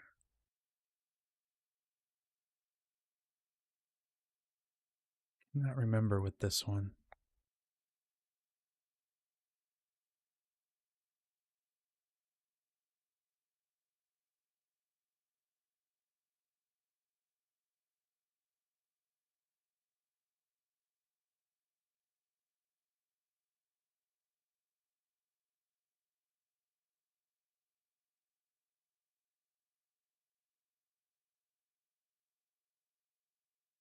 Obviously this works. Override with SOP. Whoops. Where do we want to override it with the SOP? Where do we put it? Is the question here. All right. Let's load up the help again. I feel like the last time I did this, well, I'm almost positive that the SOP level stuff didn't exist. So I'm pretty sure I had to do it all with just in DOPS and set it up from scratch. No.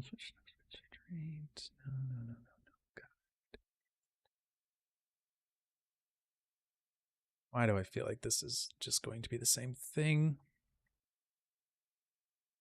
I'm not going to have.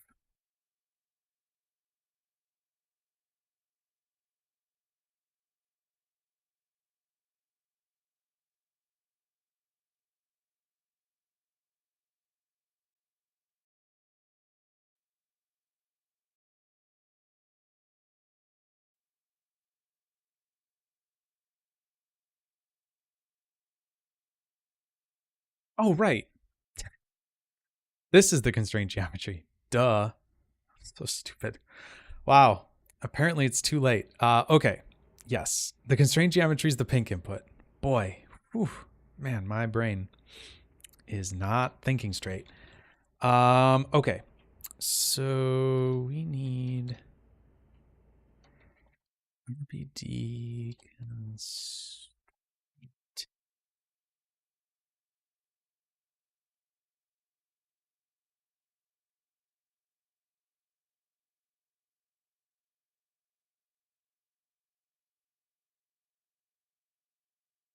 Okay.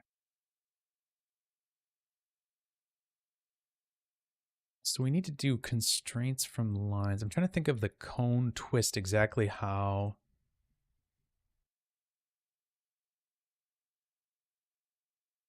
No, constraint geometry, yeah, of course. I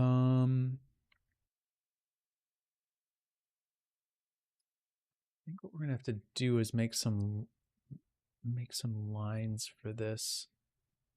I'm just trying to remember exactly how cone twist constraints work.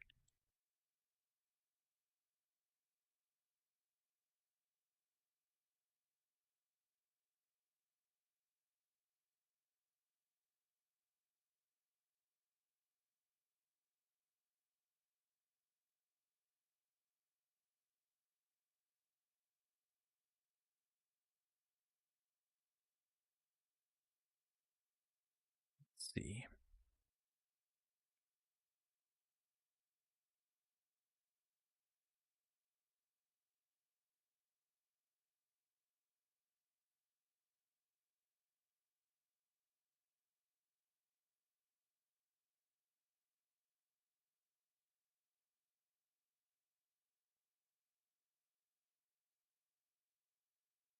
Hinges.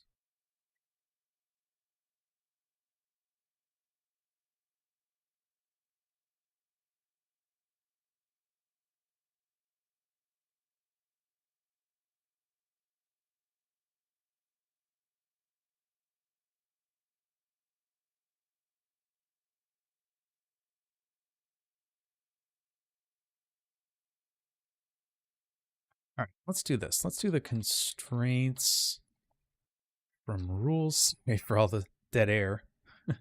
Trying to think through things here. I think we want to do that. Let's.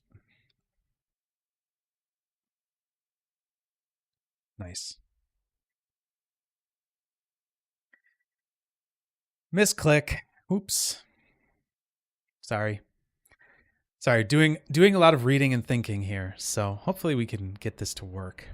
I feel like RBD constraints, like cone twist constraints, are a little funky.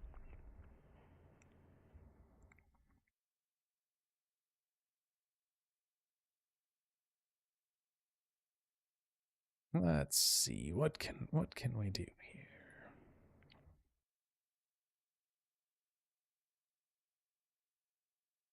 All right.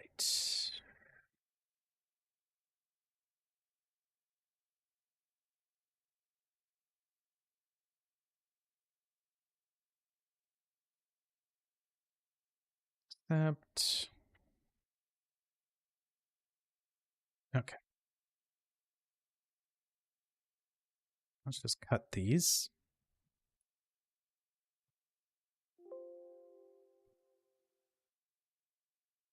Cool. Oh, that's annoying. That is annoying. I should probably put it into manual.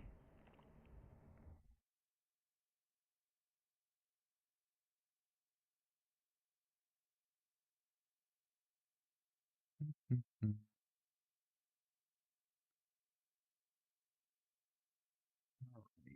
Come on.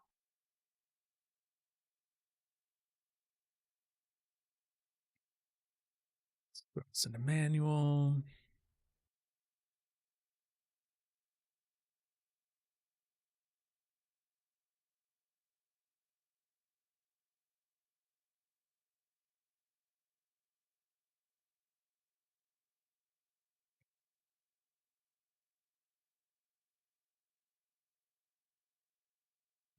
Save as.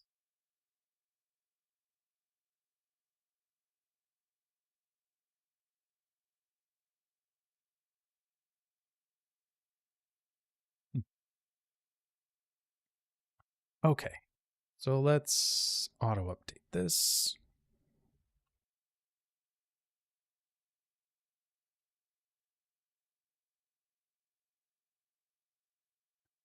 Um, hmm. The interesting thing is we want it to just be connected with itself, basically. We don't want it to be.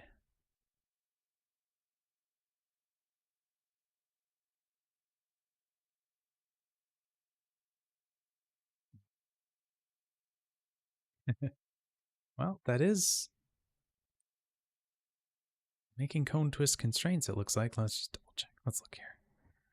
Constraint geometry. Yeah, it is making cone twist constraints out of all of those. However, they are not. Let's see. RBD from lines or curves are from lines. What is the difference there?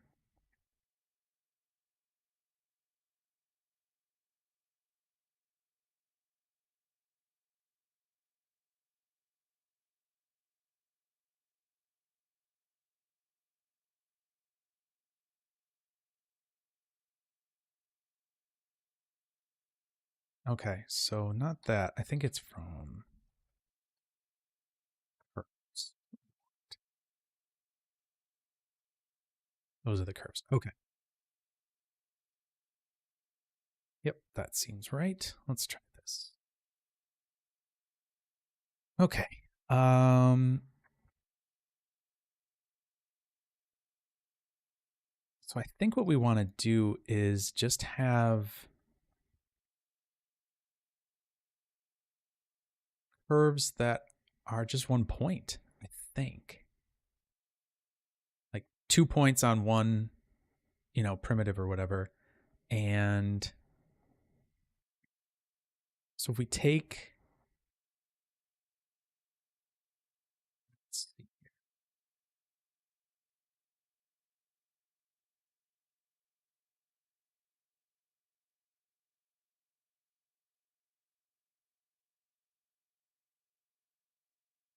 Oh, I know what I could do. I think you want it to be 2 points so that it's a line. We don't want it to be moving at all. Okay, so let's do this. We should be able to do this. Line, 2 points on a line, length. Cool. Okay, so let's do this same copy to points here. Um, do is a point wrangle. Just change the normals on this. Actually, we could probably pull this from up here. Could be fun. Yep, what did I just do?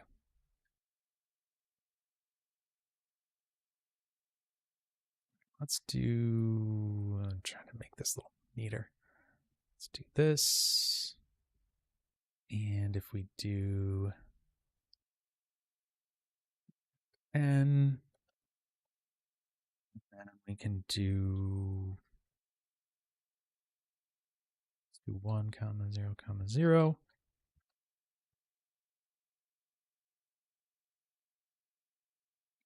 Pointing in that direction, cool. And then we'll do the line, point it down the Z direction. Now that should copy like that. And then if we do F at P scale equals 0, should make those all very, very tiny. I don't want to do pack an instance.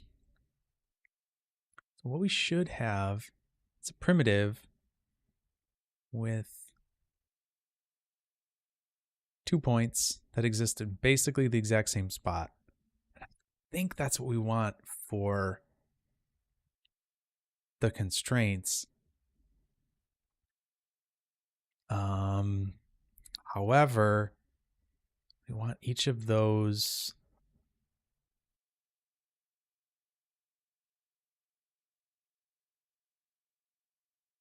one of the points to have the name of the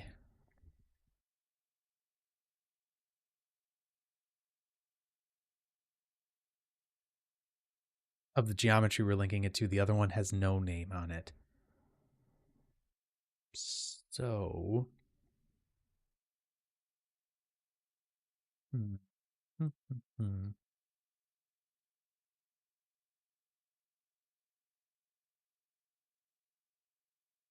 start 0 down at the bottom here. Yes. Let me just see if these.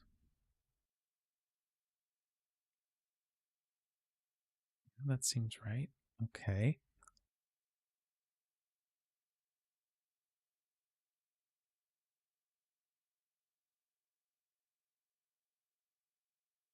Maybe it would be better to do this.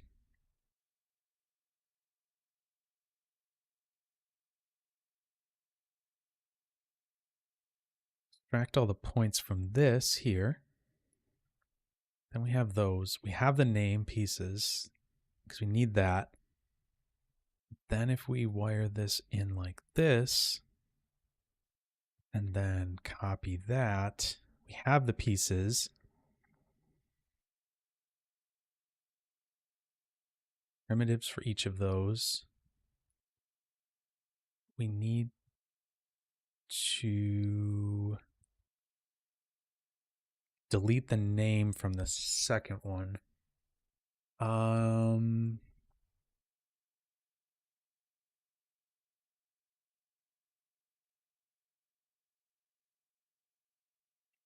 What we do?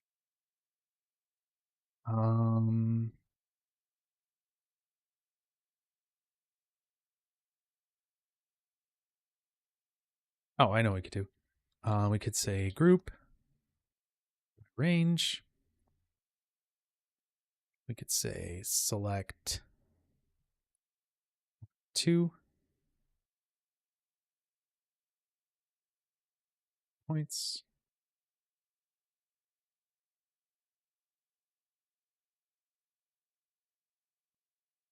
Just offset it.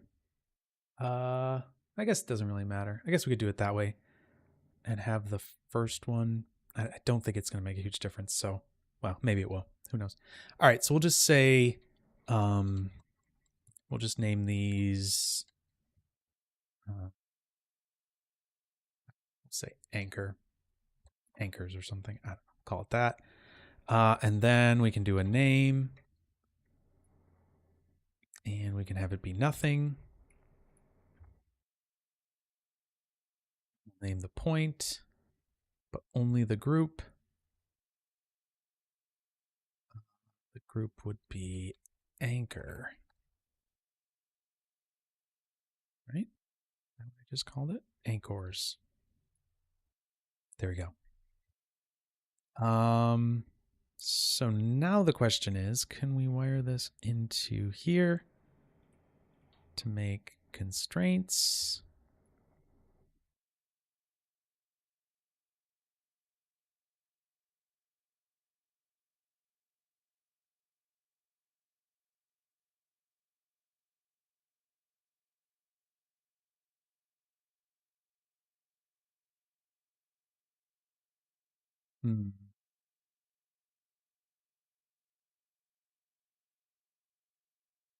Okay.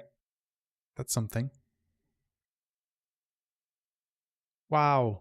Lots of geometry. Don't think it's happy with me.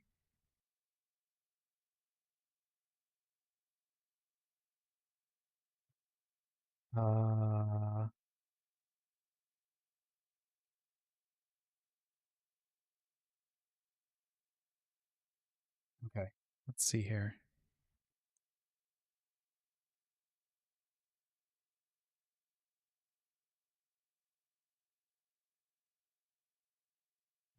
We have so many constraints here.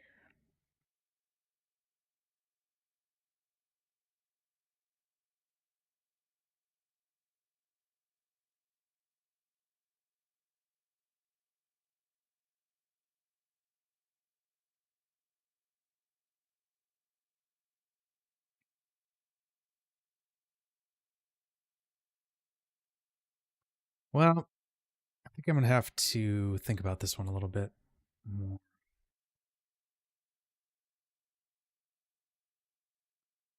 Unfortunately, I've not done RBD constraints like this in a long time. I have to think about this one a little bit.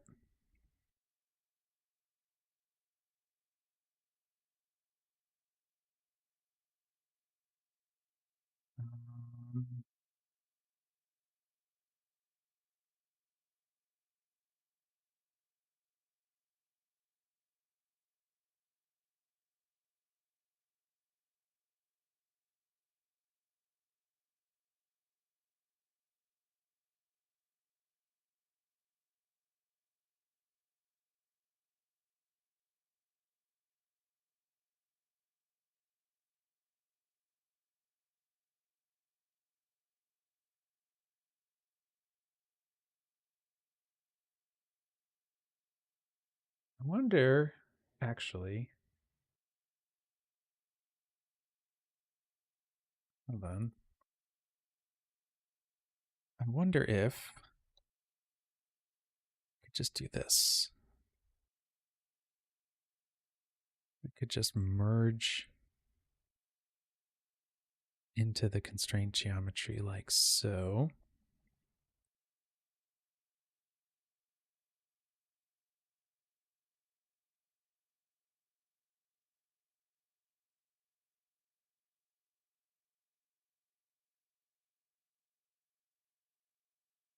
Maybe. Let's see. Let's see if this works.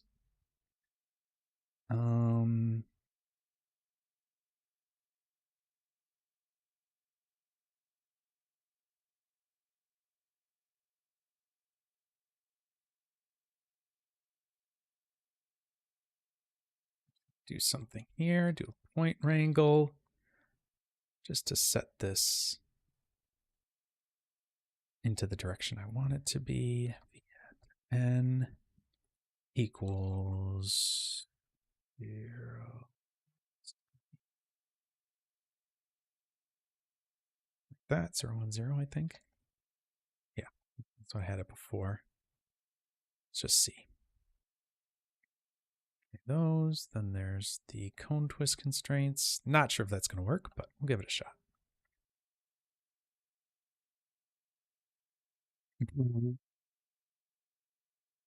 I'm going to say that that's not working. I don't know why, but it just does not seem like it's working. Oy, okay.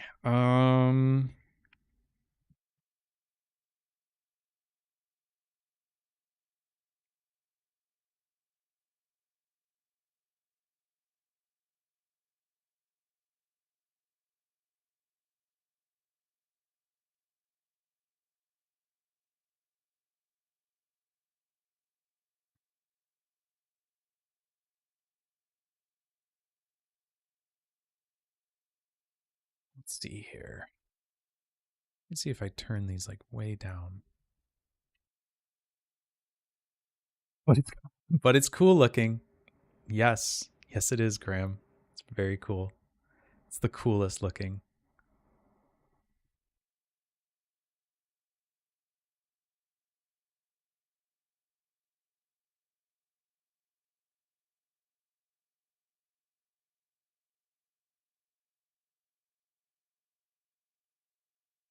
Uh,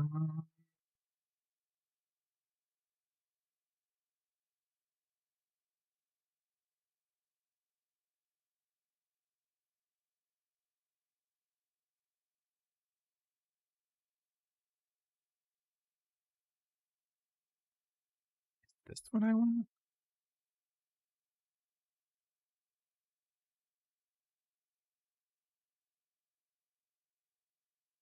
Hmm.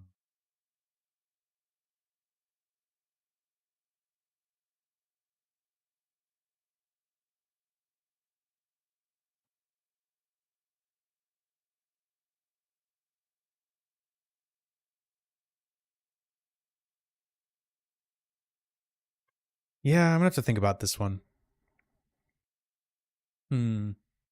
It's definitely interesting. I always feel like these cone twist constraints are a little funky, and there's some logic that I'm just totally missing right now. I'll have to look at it and see how those are made. I don't know if anybody in the chat knows. Maybe you do, but um,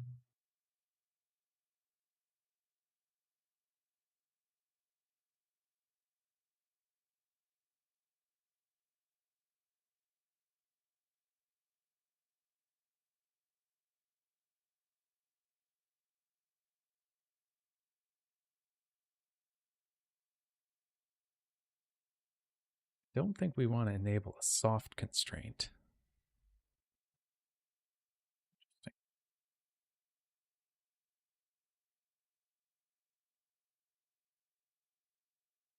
Oh, you know what? I'm just curious if this would do it. Um, Maybe if we make them a little smaller, small little lines. I don't know.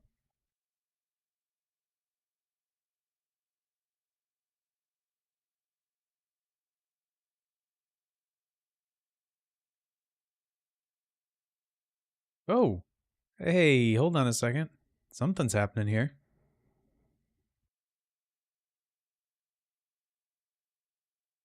What am I seeing? What is this doing?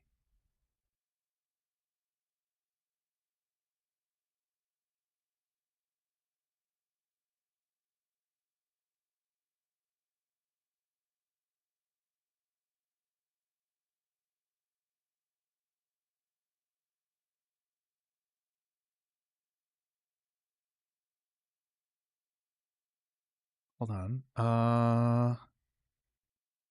Okay. Okay, we got something. Something's happening.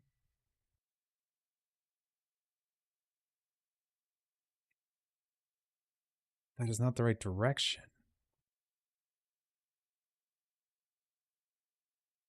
at all. Um, okay. Interesting.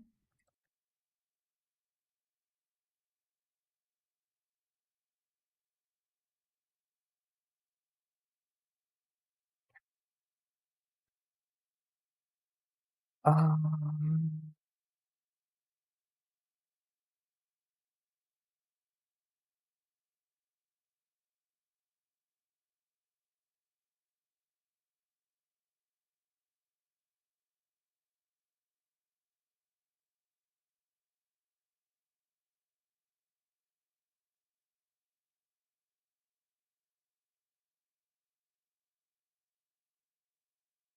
Let's try this. Let's set this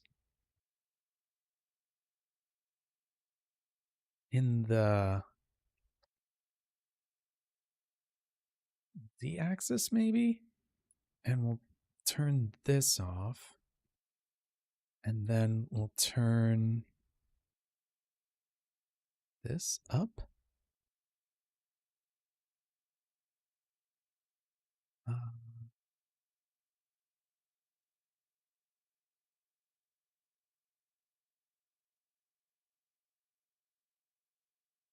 Very hard to see what exactly is happening here.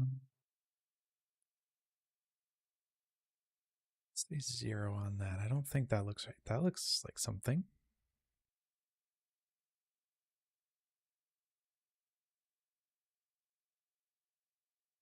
Okay, let's see.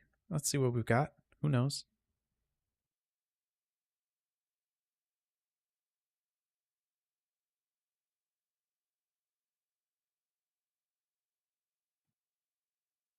Well, I mean, that's cool looking. I don't know what it is, but it is cool.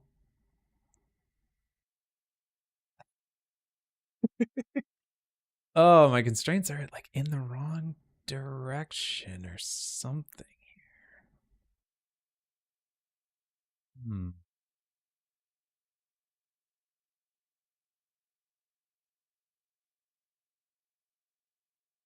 Let's see. What if I do this?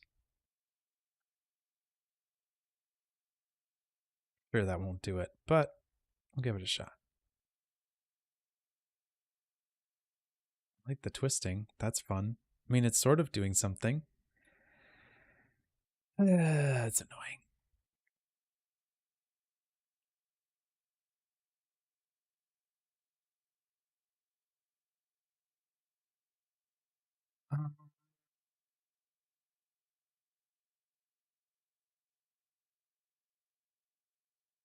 Oh, that's interesting.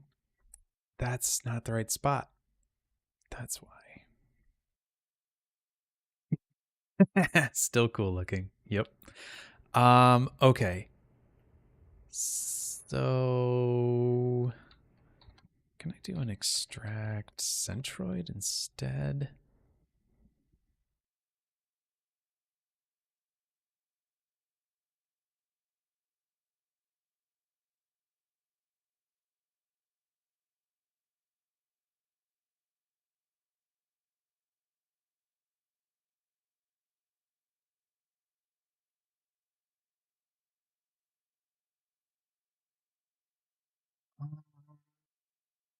Wait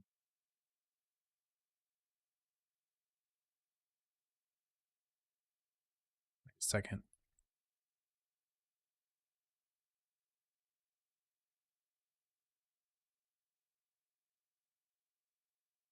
Okay.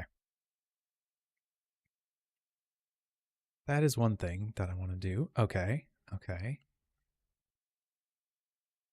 Not sure if that's going to be any better, but at least my constraints are in the right position. Oh, that's funky. Very funky.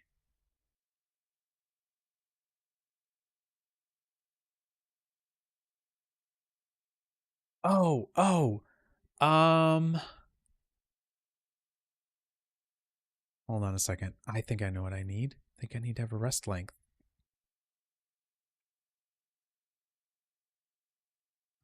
Do a convert line.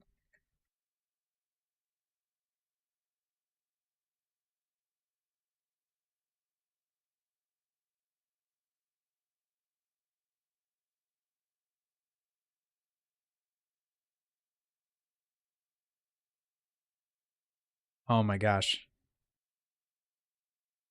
Did we do it? We did something. Okay. Okay. Things are happening.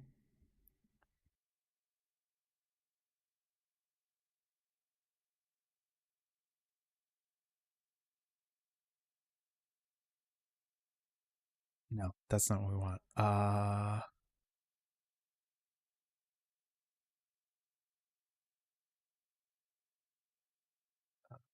It's really hard to see. And I just gonna do this. I'm gonna blast all, but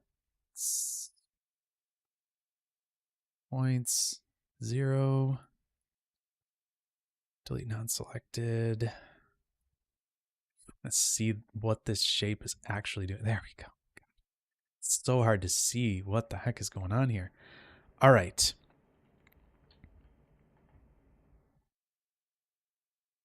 I just wonder if setting this back to normal here works fine. All right, let me just see if this works.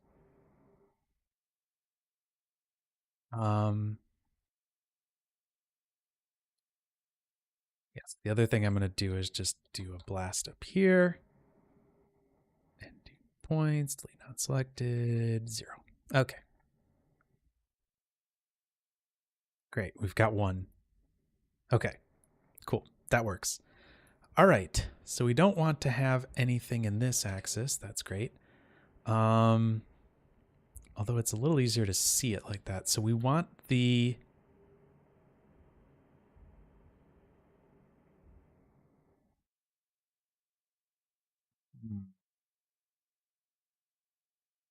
That's not that. If we do...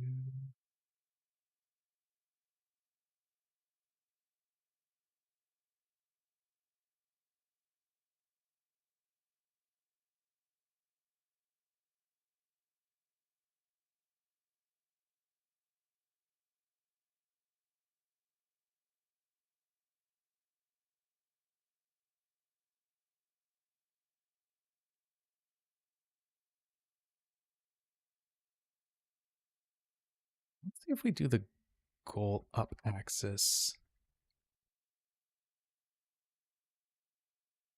That doesn't work.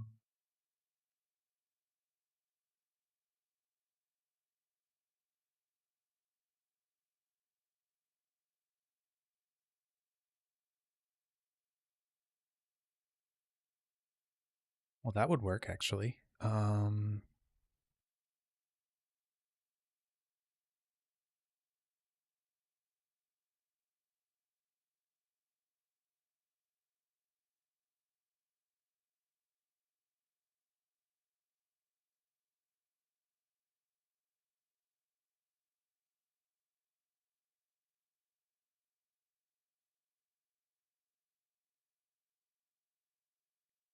Let's see if we did it this way.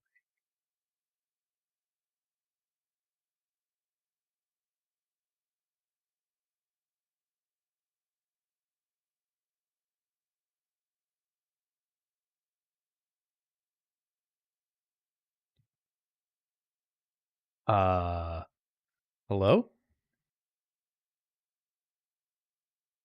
Infinite amount of force? Interesting.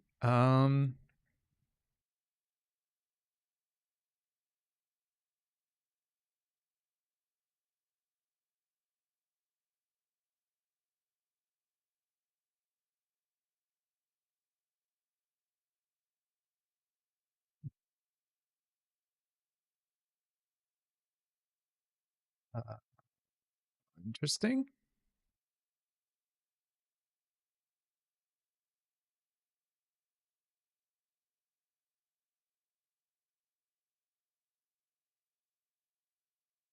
Okay, maybe not that.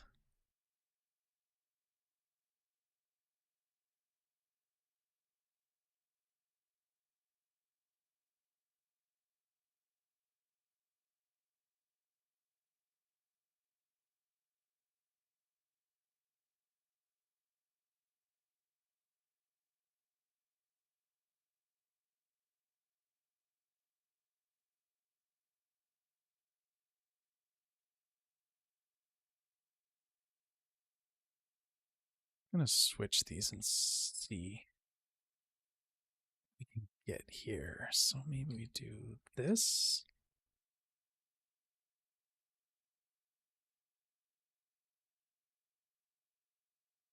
Okay. Yes, yes, yes. Seems right. -1. Let's try it. Same thing.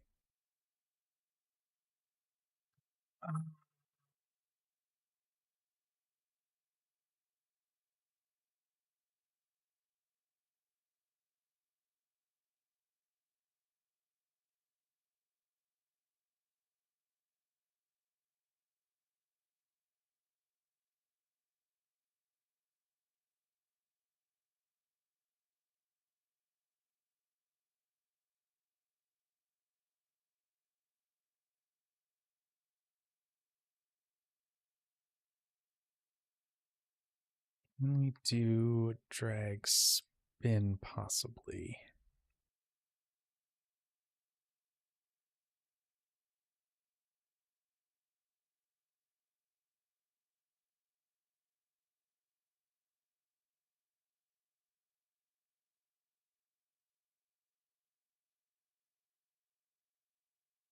Hey, that actually looks like it's doing something.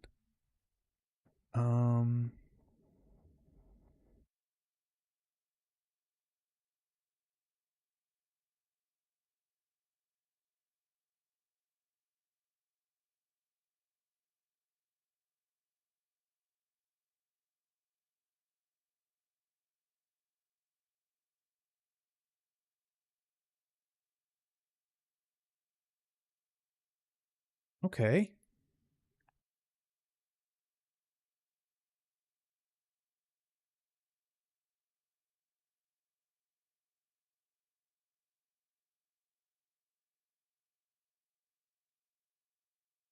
Things are happening. I love it. Okay. Now time for the crazy thing.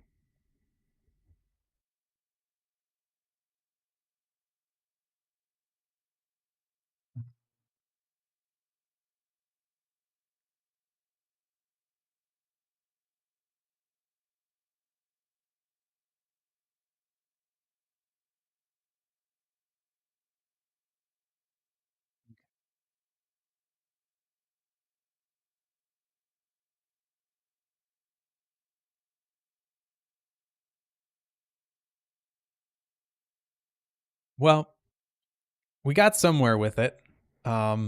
It's getting kind of late, but um, I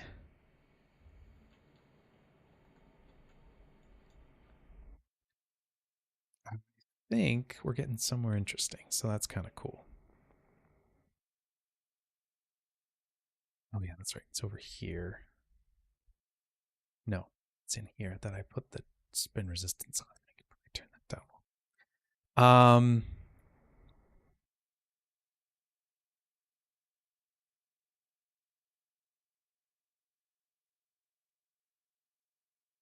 Cool.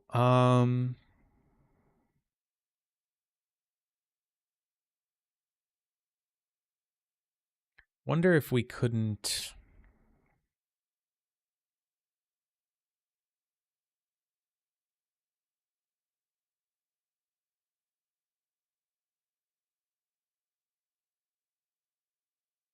Well, you know what?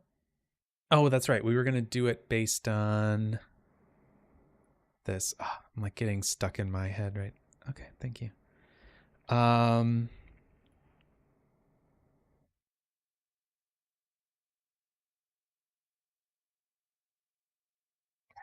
think I'm going to turn this down just a little bit, maybe,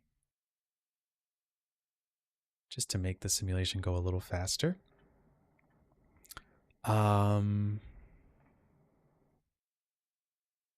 so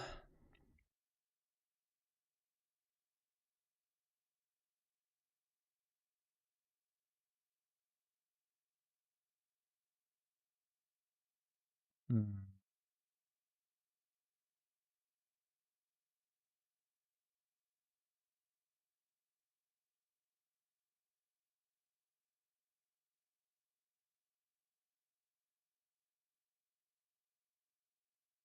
Yeah, I feel like we'd have to do something fairly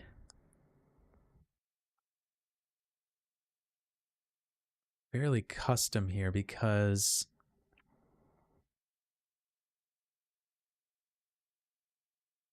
what you would really need to do with this simulation is basically say if it's past a certain, like if it's straight up and down and there's a force being applied to it, allow that to happen. But if it's past a certain, if it's past like a certain small threshold, right? And it's like up, and then all of a sudden the velocity in that on that point, basically the velocity pushing it is small and goes down, then you would have to basically turn the animation off.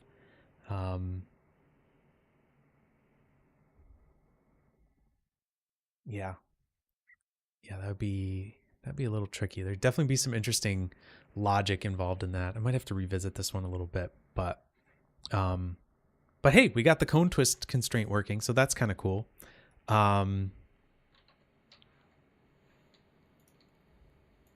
So yeah, that's kind of neat. And if we switch these to animated, active, should play back.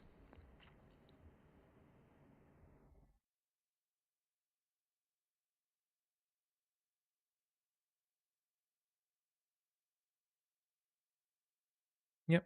So we're able to drive them all. And if we were able to let them go, they would kind of fall back into their positions. So I don't think the popped vect would work. I mean, I can try it. I can just try it real quick if we wanted to. But I don't think it would work because the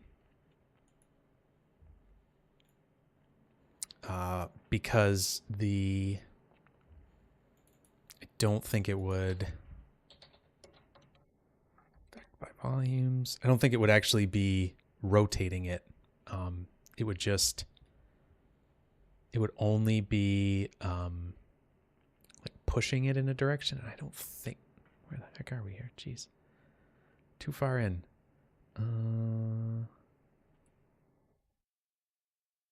It's over here.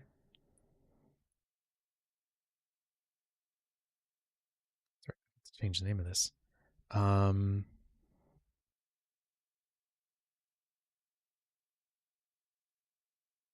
Something like that. We could try that. I don't think it's going to do much, but we'll give it a shot. Oh.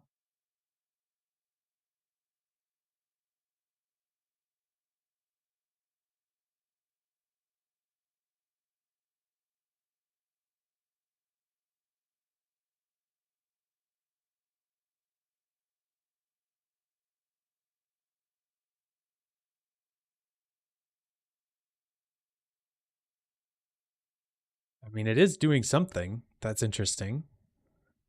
Not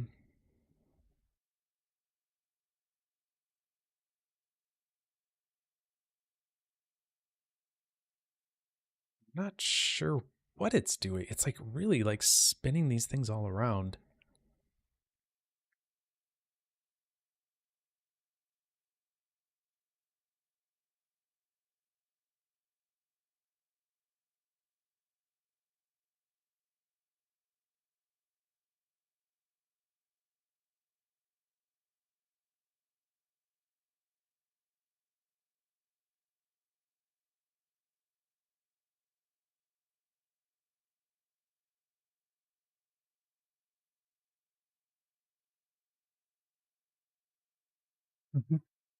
Doing some crazy flips there. It's also not. It's really weird. Like it's not going. I don't know what it's doing. It's doing some weird stuff. Like it's not going past. I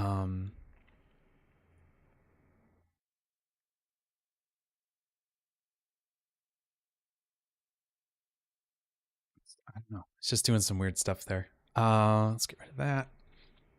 All right. Well, I think I'm gonna call it there because it's been a long stream, but we at least got those cone twist constraints working, so that's kind of cool. Wish I didn't use them every like 10 years, but here we are. And yeah, there's definitely something that could be done here. What I'm thinking, you'd have to do some sort of logic to basically say that if it's,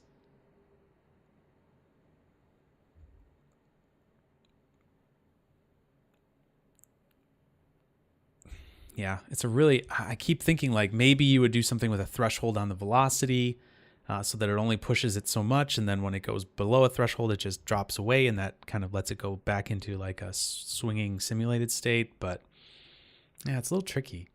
I'm not sure. That's an interesting one, but hopefully it's at least interesting to see how that works somehow. I mean, we got it sort of working, so that's cool. Yeah,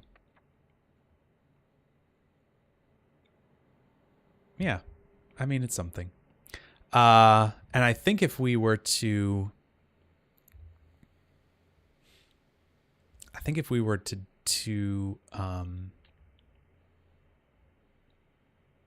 well, definitely if we collided something with this, they would swing and stuff like that. But yeah.